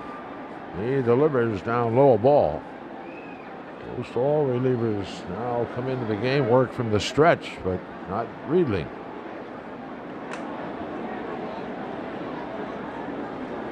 A ball, no strikes. Trinidad Hubbard on deck. And there's a strike at the knees, a fastball, and it evens 1-1.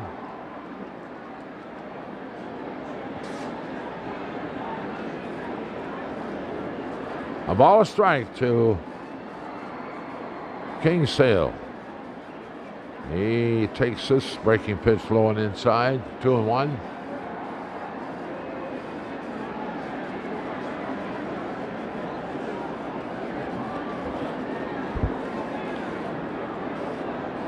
Two balls, 1 strike, 2 out, 12-6 Reds. Riedling to the plate. That's swung on and line to Walker, and that takes care of the Padres. That's 6 in a row for John Riedling. Middle of the 6th, Reds 12, Padres 6. Fikak becomes pitcher number 4 for San Diego. This will be his 47th appearance, 3-6 with a .526 earned run average, 49 innings, 49 2/3 to be exact. He's allowed 52 hits, has walked 27, and struck out 43. And he will face Barry Larkin. Barry 1 for 3 and an RBI. He singled, scored, and drove in a run in the 1st inning.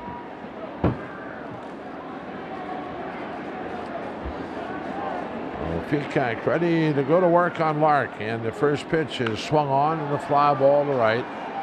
Kingsale moving toward the line. He has it. 1 pitch, 1 out. That'll bring Jason LaRue to the plate. Jason 1 for 3, but that one a 2-run homer in the 1st inning, his 7th of the year. Reggie Taylor moves on deck. He will hit for John Reilly.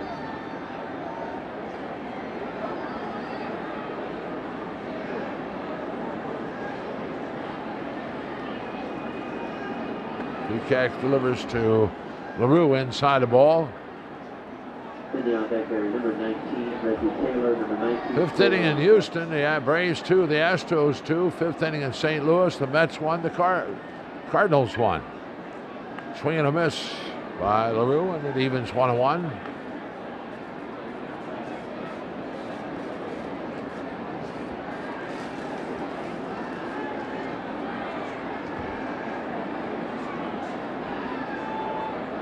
Here's the 1-1.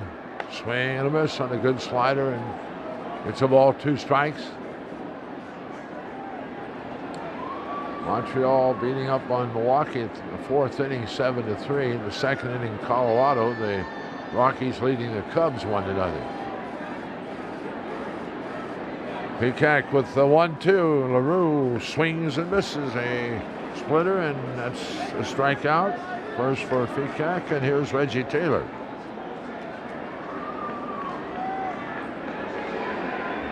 Reggie up for the first time.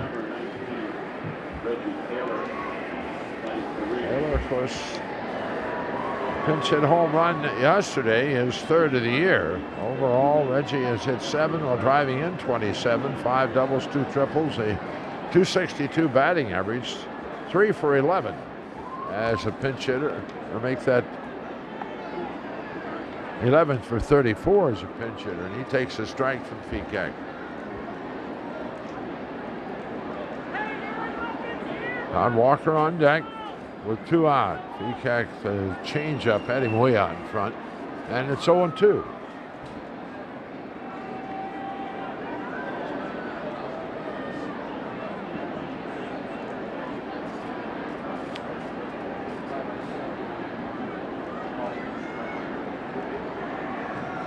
And Peacock ready with the 0-2. It's down low, a ball. 1 ball, 2 strikes to Reggie Taylor. Reds have been retired in order in 3 innings tonight. The 2nd, the 3rd, and the 5th. Here's the 1-2, and that's strike 3 call. That one on the inside corner to knees, and Reds go in order here in the 7th, and after 7, it's the Reds 12 and the Padres 6. In terms of who gets the win in this game, this type of game, it's a prerogative of the official scorer, and no decision has been made as yet, whether it be Jose Rijo, who gave up a run in his 2 innings, or Riedling, who pitched 2 perfect innings. Here's Hubbard bunting hard and foul at first base, strike 1. Fans, a reminder, all this season, AK Steel donates $200 to charity for every Red stolen base. Again, this season, every Red steal is an AK Steel. $17,400 is the total for the year. The Reds have swiped 87 of them. Here's a bunt, first base side. That'll be picked up by Casey, underhanding to White, and the runner beat him to the bag. That'll be a bunt single for Trinidad Hubbard, his 3rd hit of the night, and hit number 10 for San Diego.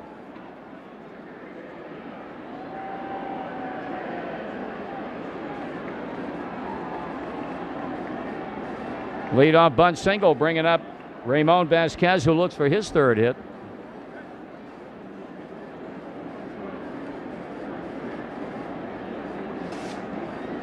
Aaron Boone will, in all likelihood, have 1 final shot at a 4-home run game. He is due up 2nd when the Reds bat in the bottom of the inning. Cincinnati leading by 6, 12-6 here in the 8th. White sights a sign, stretches, and delivers to the left-hand batter, and a foul ball back, strike 1. Tonight, of course, the first night of the Jersey Off Their Back fundraising promotion. Proceeds benefiting the Cincinnati Reds Community Fund, the official nonprofit organization of the Reds. 36 autographed jerseys over 12 dates in a silent auction format. Here's a slow roller hit towards short. Larkin will flip to second base in time for the out on a very close play. They get Trinidad Hubbard at second base, Larkin to Walker.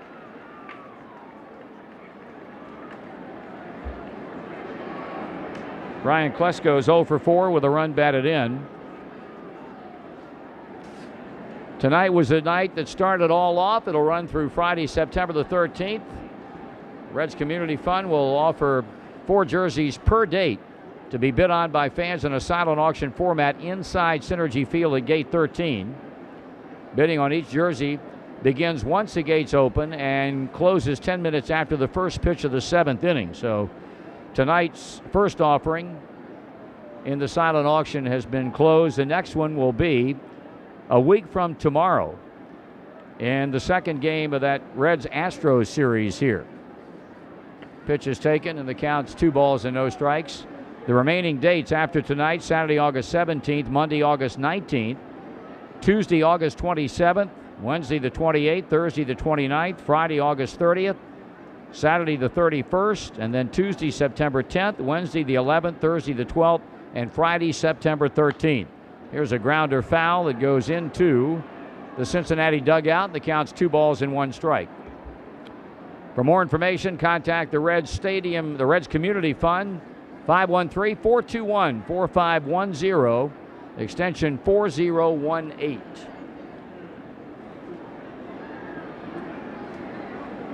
Casey playing behind Vasquez at first. It's 2 balls and 1 strike on Ryan Klesko. And the stretch in the pitch by White. They pitch out thinking that Vasquez might be running, but he wasn't.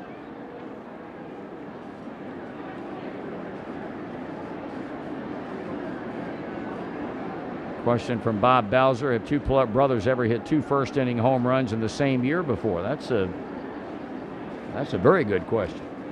Brett Boone hit 2 home runs in 1 inning, the first inning against the White Sox a couple of months ago. That pitch is in for a call strike. Aaron Boone hits 2 home runs in the first inning tonight against San Diego. 3-2 the count on Klesko. I don't think so.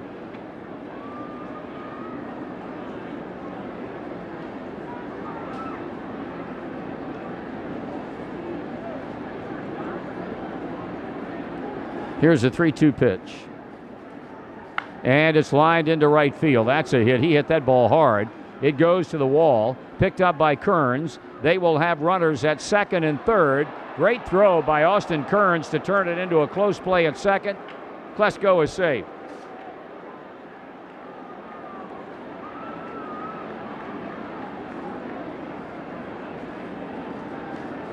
Oh, San Diego trying to put some more runs on the board.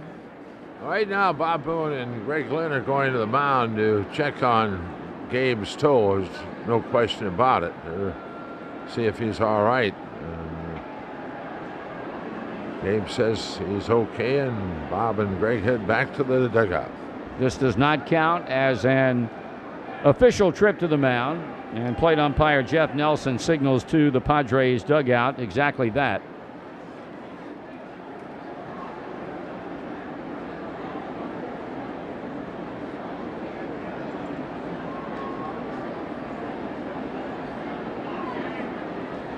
Phil Nevin has already knocked in 2 runs tonight. He's 2 for 4.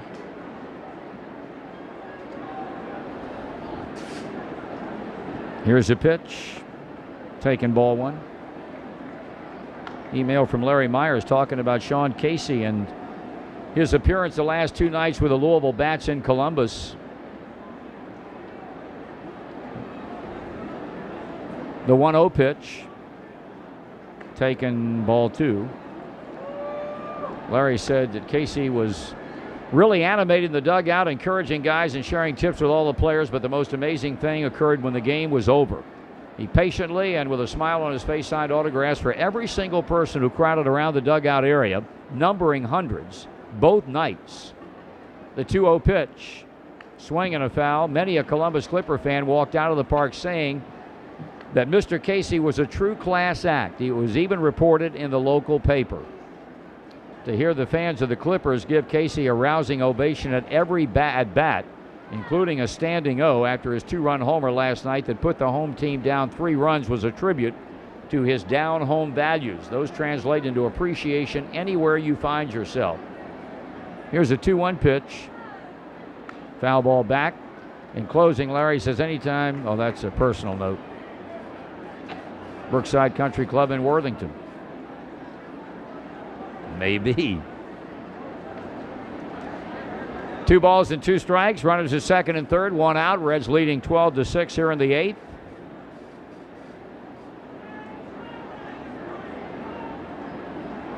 And the stretch by Gabe White. Pitching. And it's hit hard. Diving stop by Walker from his knees. The throw is in time. Fine play by second baseman Todd Walker to take a hit away from Phil Nevin. Although Vasquez scores, making it 12-7. And Klesko goes to third.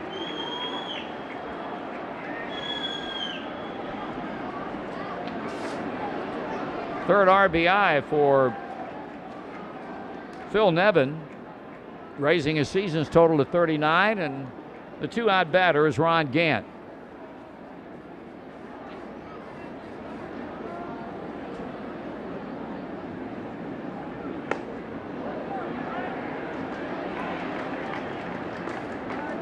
First pitch is taken for a strike. Scott Sullivan warming up in the bullpen.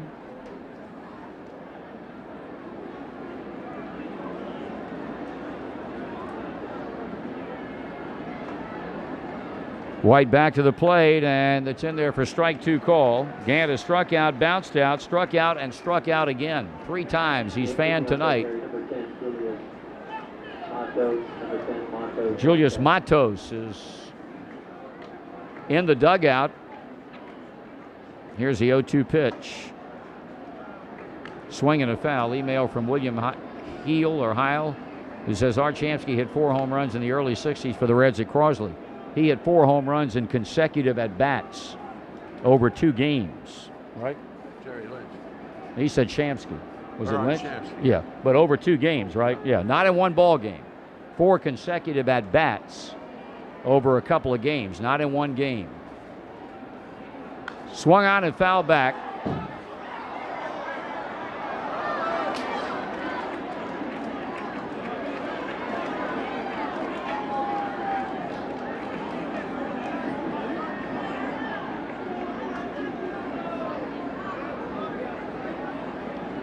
Nothing in 2 and holding on Gant. Runner at third, a run in. We're in the top of the 8th.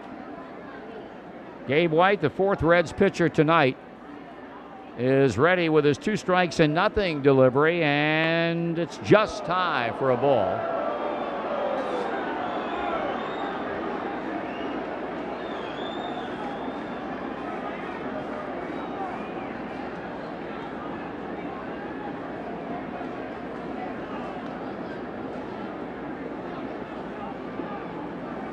Trying to end the inning. Gant trying to prolong it, and he strikes out swinging 4 times tonight. We're in the middle of the 8th inning, and the Reds lead San Diego 12-7. Todd Walker, who made a dazzling defensive play in the 8th inning, will lead things off here in the bottom of the 8th, and he's batting for Bill Malloy of Cincinnati. First pitch is taken low and away for a ball. Again, addressing this 4 home run business. Bill in Covington for the 2nd time. 4 home runs in 4 consecutive at-bats, Bill, over 2 games. The Reds have never had a player hit 4 home runs in 1 game in the history of this franchise. Here's a pitch, and it's lined into right, a base hit. Here's Aaron Boone. Boone has homered 3 times in 4 at-bats. The pitch. And a bouncer by the mound, slowly hit. Second baseman charging. He didn't come up with anything. As he started for the ball, Todd Walker went by him. Vasquez wanted to pick the ball up and tag the runner. He left the ball in the dirt. That should be an infield base hit, and will be. Well, Aaron Boone will finish the night 4 for 5, 3 home runs. Here's Junior, who has had a single and 3 times up with a walk and a run scored, batting for James Hopkins of Cincinnati. Nobody out. And the pitch, and he takes it low, a ball.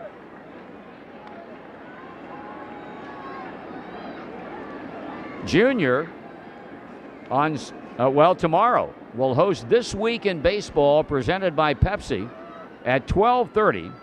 He swings and fouls it at the plate prior to the Fox Saturday Baseball Game of the Week on Fox 19 here in Cincinnati.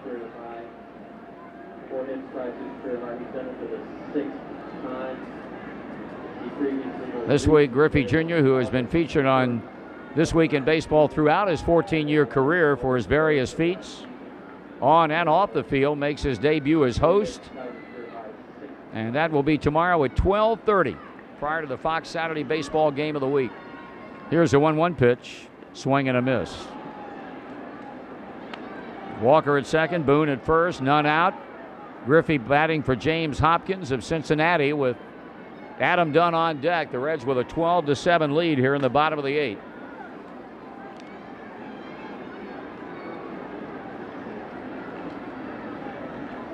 The right-hander looks back at second. Griffey calls time. Second inning of work for Feacock, who retired the Reds in order in the 7th.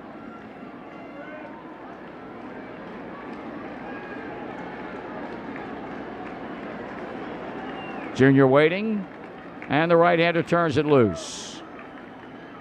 And a high fly, but foul to right field.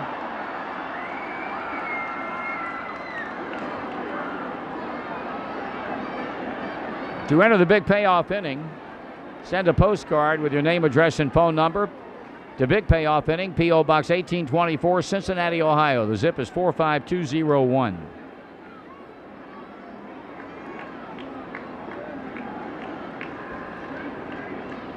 Swung on, fly ball, left field. Ron Gant coming on to play it, and he does for out number 1. Here's Adam Dunn batting for Nancy Filter of Cincinnati. Dunn had a double and he scored a run in the 6th inning. He's 1 for 3.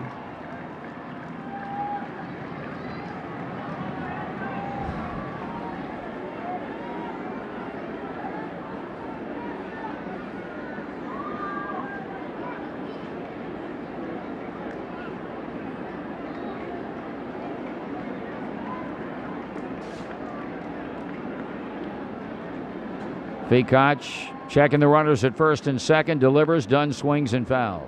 Strike 1.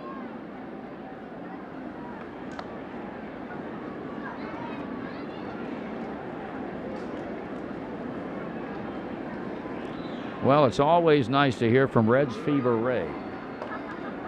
Mama Carter.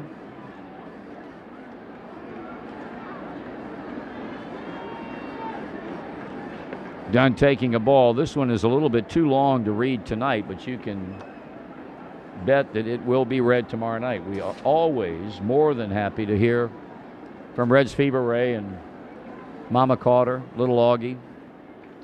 Here's a 1-1 pitch. Dunn checking, and the pitch is low for a ball. 2 balls and 1 strike.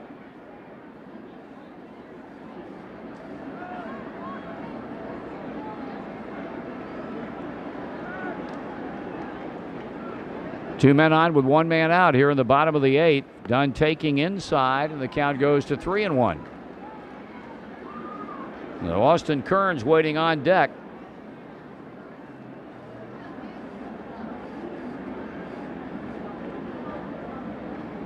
The right-hander straightens up and fires, and there's ball 4. The bases are loaded.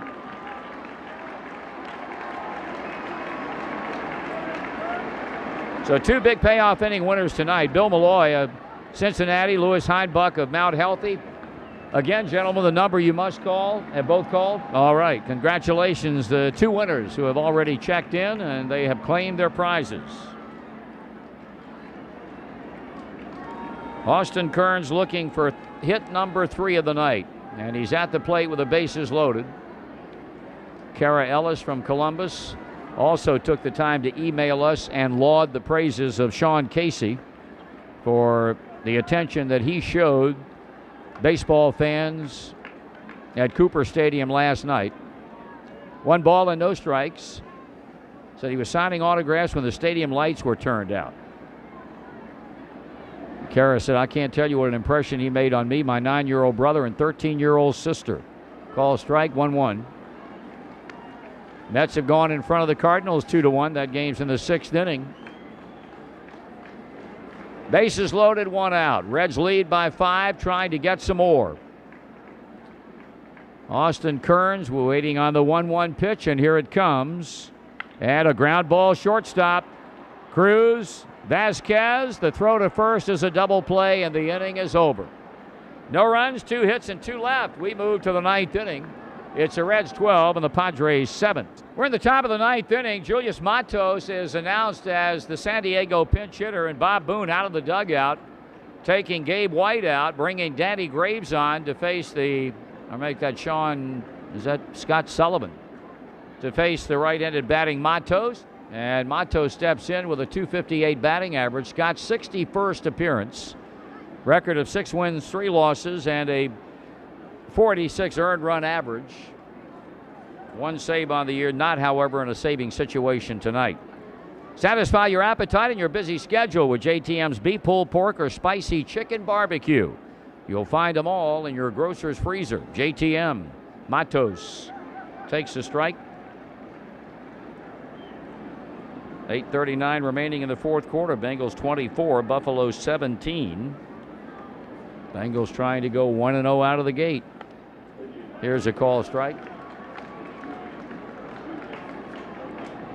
Gabe White works an inning, allows 2 hits and a run. He struck out a batter. Feacock's 2 innings, 2 hits, 2 strikeouts, 1 walk. The pitch swung on and tapped foul. Checking scores of other games brought to you by Toshiba Business Solutions. Visit their business center near Gate 9 on the plaza level. Make copies, send a fax, and wrap up your business deal at the yard, courtesy of Toshiba Business Solutions. Sullivan back with the 0-2, and it's high and inside. In the 9th inning, the Anaheim Angels trail in Toronto 5-3. In the bottom of the 9th, Minnesota leading Boston 5-4. Twins trying to break a 4-game losing streak. That's a ball, 2-2. Final scores: Texas has beaten Cleveland 3-2. Baltimore shut out by Detroit 3-0. Oakland 2, Yankees 0. That game is in the bottom of the 8th. The A's have just scored twice in the 8th to get the scoring underway in that game. Swing and a foul. Seattle losing in Chicago 6-0 in the 7th. Tampa Bay and Kansas City 2-2 at the end of 6. We'll have all the scores of all the games right after this one is wrapped up, and we're in the top of the 9th with the Reds leading 12-7.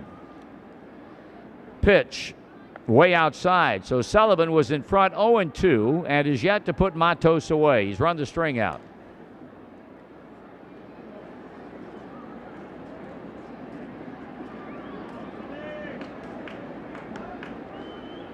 Foul ball.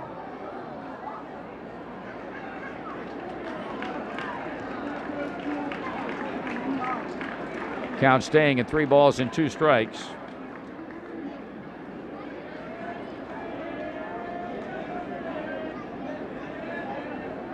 Scott with a stretch and the payoff pitch one more time. Matos swings and misses. Got him with a pitch away.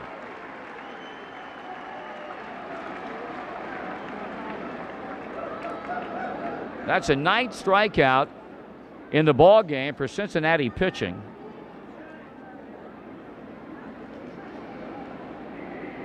Here's Davy Cruz, the shortstop.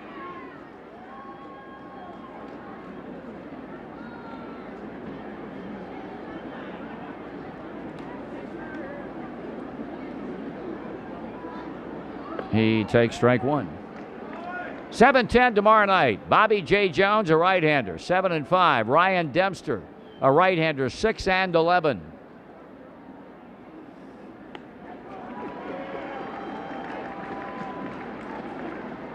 No balls and 2 strikes. And the stretch in the pitch, missing way outside a ball. Now's a great time for a delicious Conn's mildly seasoned hot dog, the official hot dog of the Reds. Conn's, the taste you've always loved. We have been informed. Here's a pitch. And a broken bat liner into left for a base hit. Davy Cruz picks up his third hit. This young man has been swinging the bat well for an extended period for San Diego. That hit his third and hit number 12 for the Padres. And it brings up Tom Lampkin, who homered back in the 5th inning. If the Reds maintain the lead, the win would go to John Riedling. Part of the rule that applies to situations such as we had tonight, that is, a starting pitcher not going the necessary 5 innings to qualify for a win, is the effectiveness of those who follow, if there's some question as to who might get the victory. It obviously came down between Jose Rijo and John Riedling. Rijo worked 2 innings, allowed 2 hits and a run. Riedling went 2 innings, retired 6 in a row, and struck out 3. John Riedling would be credited with a victory. Here's a fly ball hit down the left field line, curving out of play.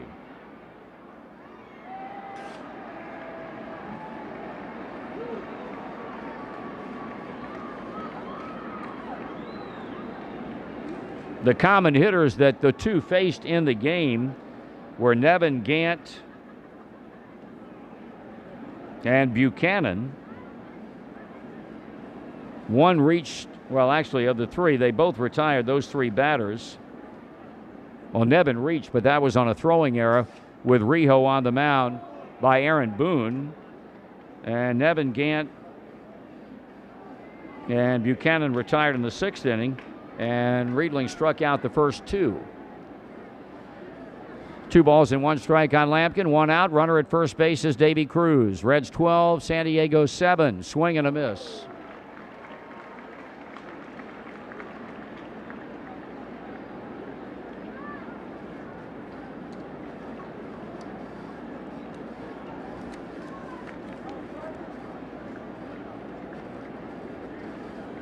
Sullivan. Here's a stretch in the pitch. And a swing and a miss. He struck him out.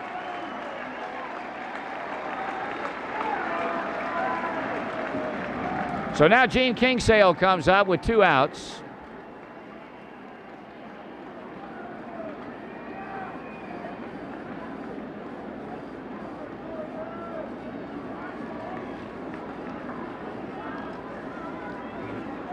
Ryan Emmerich from Lima says, what are the chances of Aaron Boone having a 30-30 season? I'd say right now, if we don't have a work stoppage, pretty good. I mean, he's sitting now on, 21 home runs. Pretty good. I think definitely as far as the steals are concerned, and maybe having to go a bit to hit 30 home runs, but if he has another night or 2 where he hits multiple home runs in a game, not necessarily 3, then his chances are going to be good. Kingsale down a strike with 2 out. Sullivan dealing, and the pitch is up and in. 1 ball, 1 strike. Houston now has jumped in front of Atlanta 5-2 in the 6th inning. While in the 6th, the Mets lead the Cardinals 2-1.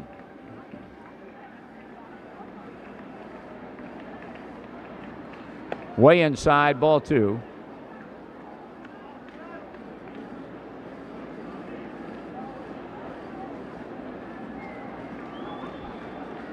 Reds began this night with a 9-run first inning. They have never trailed. Pitch misses low for a ball. It's 3-1. It really appeared that Jared Fernandez was going to have an easy go of it to pick up his 2nd big league victory, but his inability for the most part to throw strikes and a play that should have been made by Barry Larkin but wasn't. Here's a ground ball foul in shallow center that went for a base hit, plus a couple of pass balls. But the pass balls, those things happen with a knuckleball pitcher on the mound.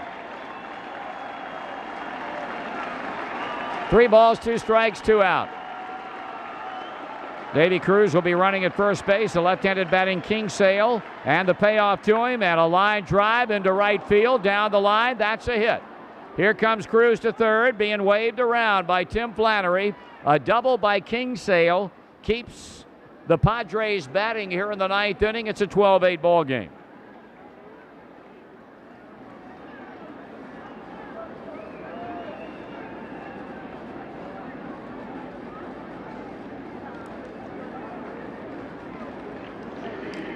Trinidad Hubbard due up, but he will be taken down.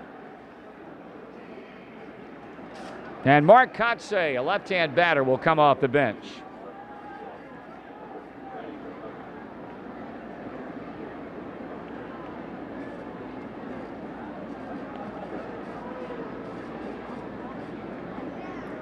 San Diego not done yet.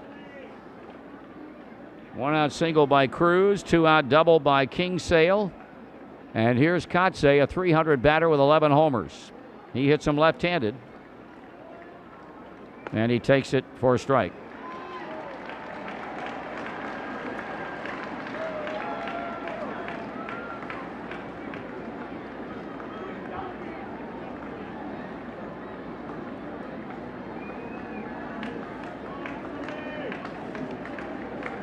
Sullivan sets and delivers. It's high for a ball. 22,708 turnout for tonight's Titanic struggle. 22,708.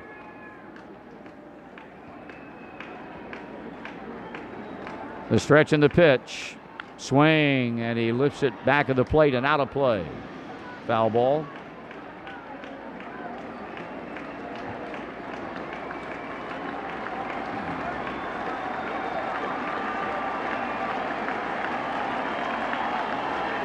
So Sullivan again is within 1 out of wrapping it up. He delivers to Kotsay after the check of Kingsale, and he struck him out swinging. Or did he? Nope. Foul ball. Just ticked it off the mid of Jason LaRue, and they'll do it again with the count holding at 1 ball, 2 strikes.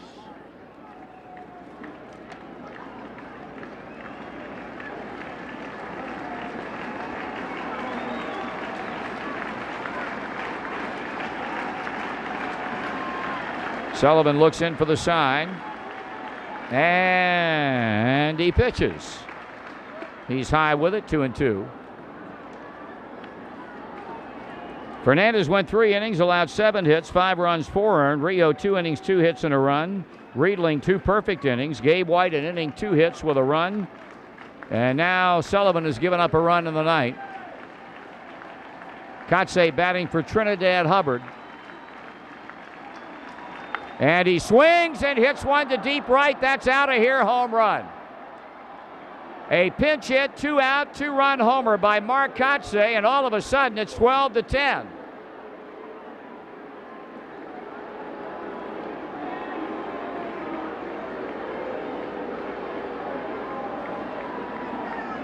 So Scott Sullivan rocked for 3 runs here in the 9th inning.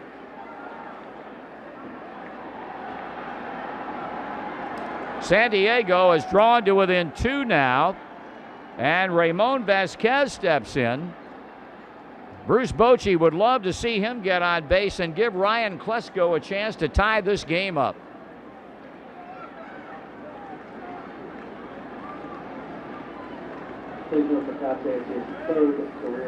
Third career pinch hit home run for Kotsay, and a first pitch strike to Vasquez. He's had 2 hits tonight, has knocked in a run, has stolen a base. There are far more times this second half of the year when Scott Sullivan has given up runs than there have been times when he hasn't. Swing and a foul, and the count's a ball, 0-2. No balls and 2 strikes. So the Reds beat them 15-10 last Sunday. They lead 12-10 tonight.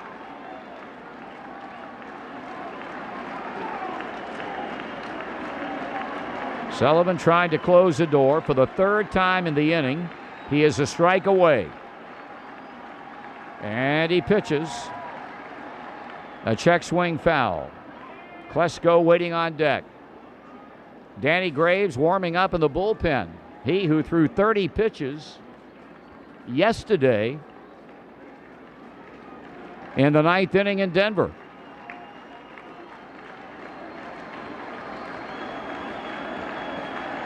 The 0-2 pitch. Missing away for a ball.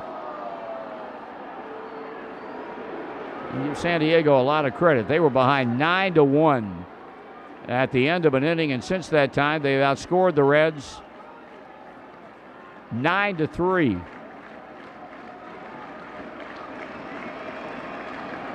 Vasquez waits on the 1-2 pitch.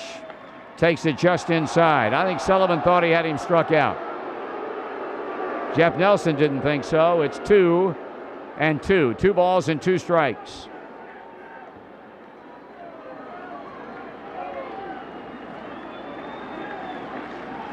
Outfield straight away. Pitch. Ground ball hit to first. Casey has it. He beats Vasquez to the bag, and this one belongs to the Reds. They were on the edge of their seats in the 9th inning, but the Reds hang on to win it. Final score 12-10.